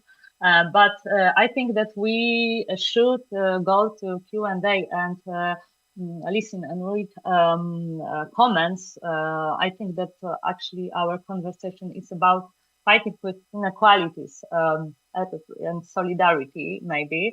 And Jules Hunt wrote that recently read that silage used by farmers to spray on soil and veg is supplied by sewage recycling plants in the UK. Is it true? Are organic plants produced? Do you know something about that? Because I don't. I think, are you reading here in the comments, right? Because I don't see the... Or maybe Jules has some link to... No, can you repeat? Because I was trying to follow the comment, but I didn't find, so I didn't understand the question. Can you repeat? Yes. Sorry. Recently, I read the silage used by farmers to spray on soil and veg is supplied by sewage recycling plants in the UK. This I don't know. Okay, so maybe we could go to the other questions. For example, sorry, I need a moment. Casey Christian wrote about sexual gender issue and a very important book. I also recommend it, Sexual Politics of Meat, written by Carol J. Adams. So maybe you could tell us if in your book this topic is also important. The patriarchy actually is very connected to capitalism. So maybe we could connect a lot of fightings, feminists, or maybe should feminists all be vegan. What do you think about that? Well, I think that one of the most crucial issue in food and agriculture is based on the fact that most of the farmers are men. In Italy, the average age is around 55 or even more. So the patriarchy, it's part of the actual agriculture. And we have a huge issue to the replacement. That means giving a chance to youth, to women to be part of the agriculture.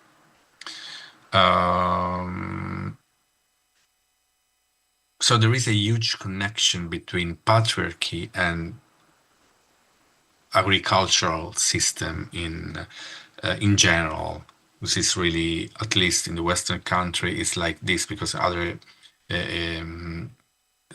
somewhere it's different. But I think, like, for example, in Italy, I think it's a huge issue when we do like conferences, when we do like events, when we meet farmers. Most of the time they are men. When you talk about meat, it's just men.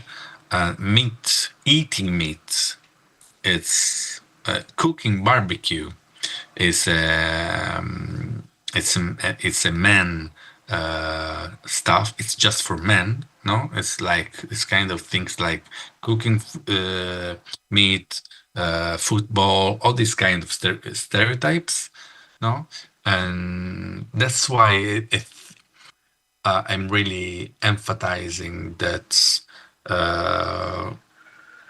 food is not just about buying organic.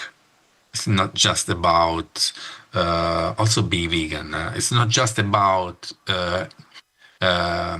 personal, individual behavior. It's about society, because it's about politics. And since the gender balance, the patriarchy, and the capitalism are huge issues, huge problems are affecting, and they are parts of the food system. So that's why when we talk about food system, we have also to talk about all this kind of all this kind of stuff. Otherwise, I wouldn't be so obsessed with food and food system, and by trying to modifying food system and to trying to let them being more sustainable. Sustainability for me doesn't mean just this is just let food be more green. Sustainability is more a wider concept. No, so we have to try to think in a different way. And our movement, when we talk about food, have to also trying to being able to think like this for the future. We talked a lot of about a lot of collective work and other things we can do together. But Casey wants to know, what can we as individuals do to make a difference in raising awareness?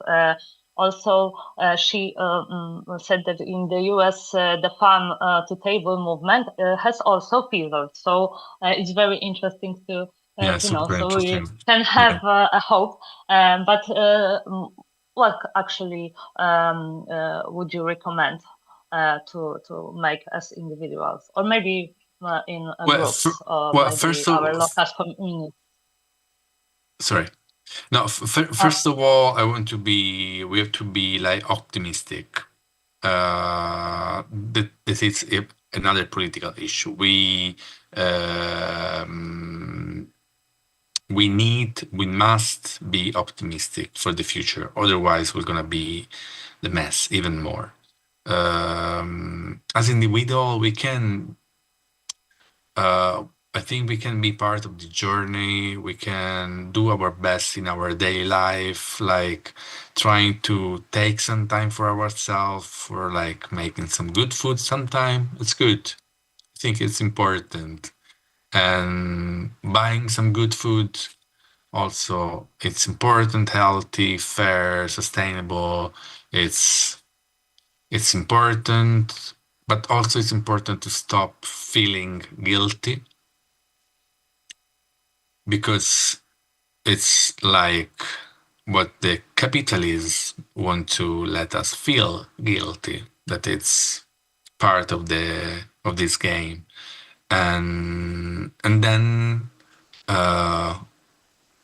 like, for example, keep voting at the election. I think that we need to go voting, because I'm seeing that, well, at least in Italy, there are less and less people that are going to vote. If you look at our politician right now, it's a disaster. If you look at the US, it's a disaster. If you look everywhere, it's like a disaster. The far rights are winning everywhere. And then the last thing is stop conceiving and considering ourselves as consumers. I would really suggest to canceling this word from our vocabulary and start considering ourselves like people at first, and then citizen for the ones that have the, let's say, also the privilege to be citizen of the country where they live, but people, part of a community, and trying to feel part of communities where you live.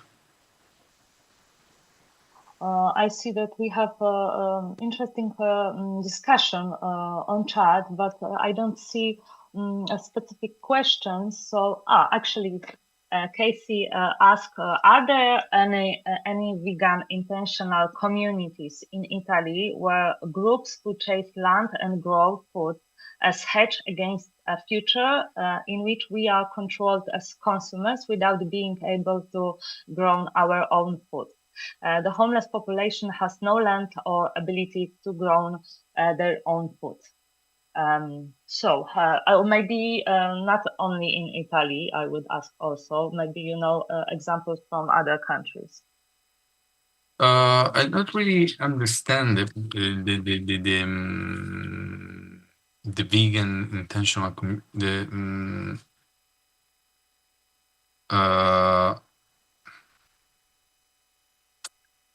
Maybe it's about you know, collectives who actually. No. I understand, but I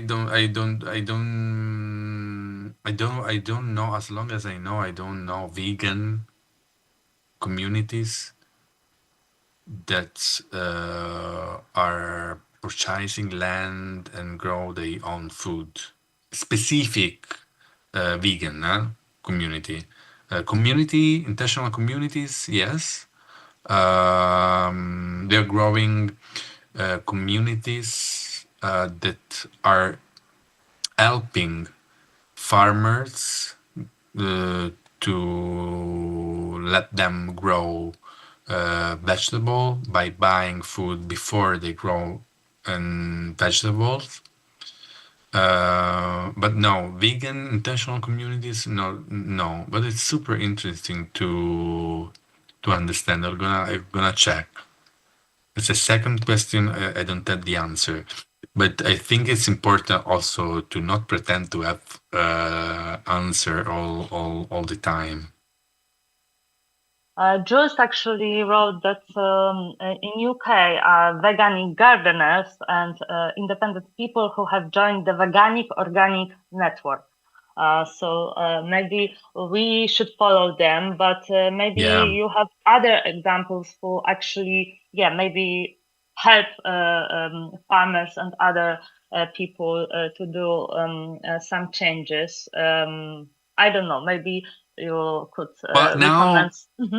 Now we are basically working on two things in Italy that are related to this. It's one about livestock, asking for a law, an Italian law that's gonna stop building new livestock. And then also talking about local communities, movement. We are working a lot on, I was saying before, on food policies at the local level. And this is super interesting because we are like in Rome, that is a huge city, with 3 million inhabitants, citizens. We set up this food council that include right now 150 entities from farmers, researcher, environmental organization, vegan organization, institutions together to trying to define food policy. And the most interesting thing is to let different point of view talk to each other.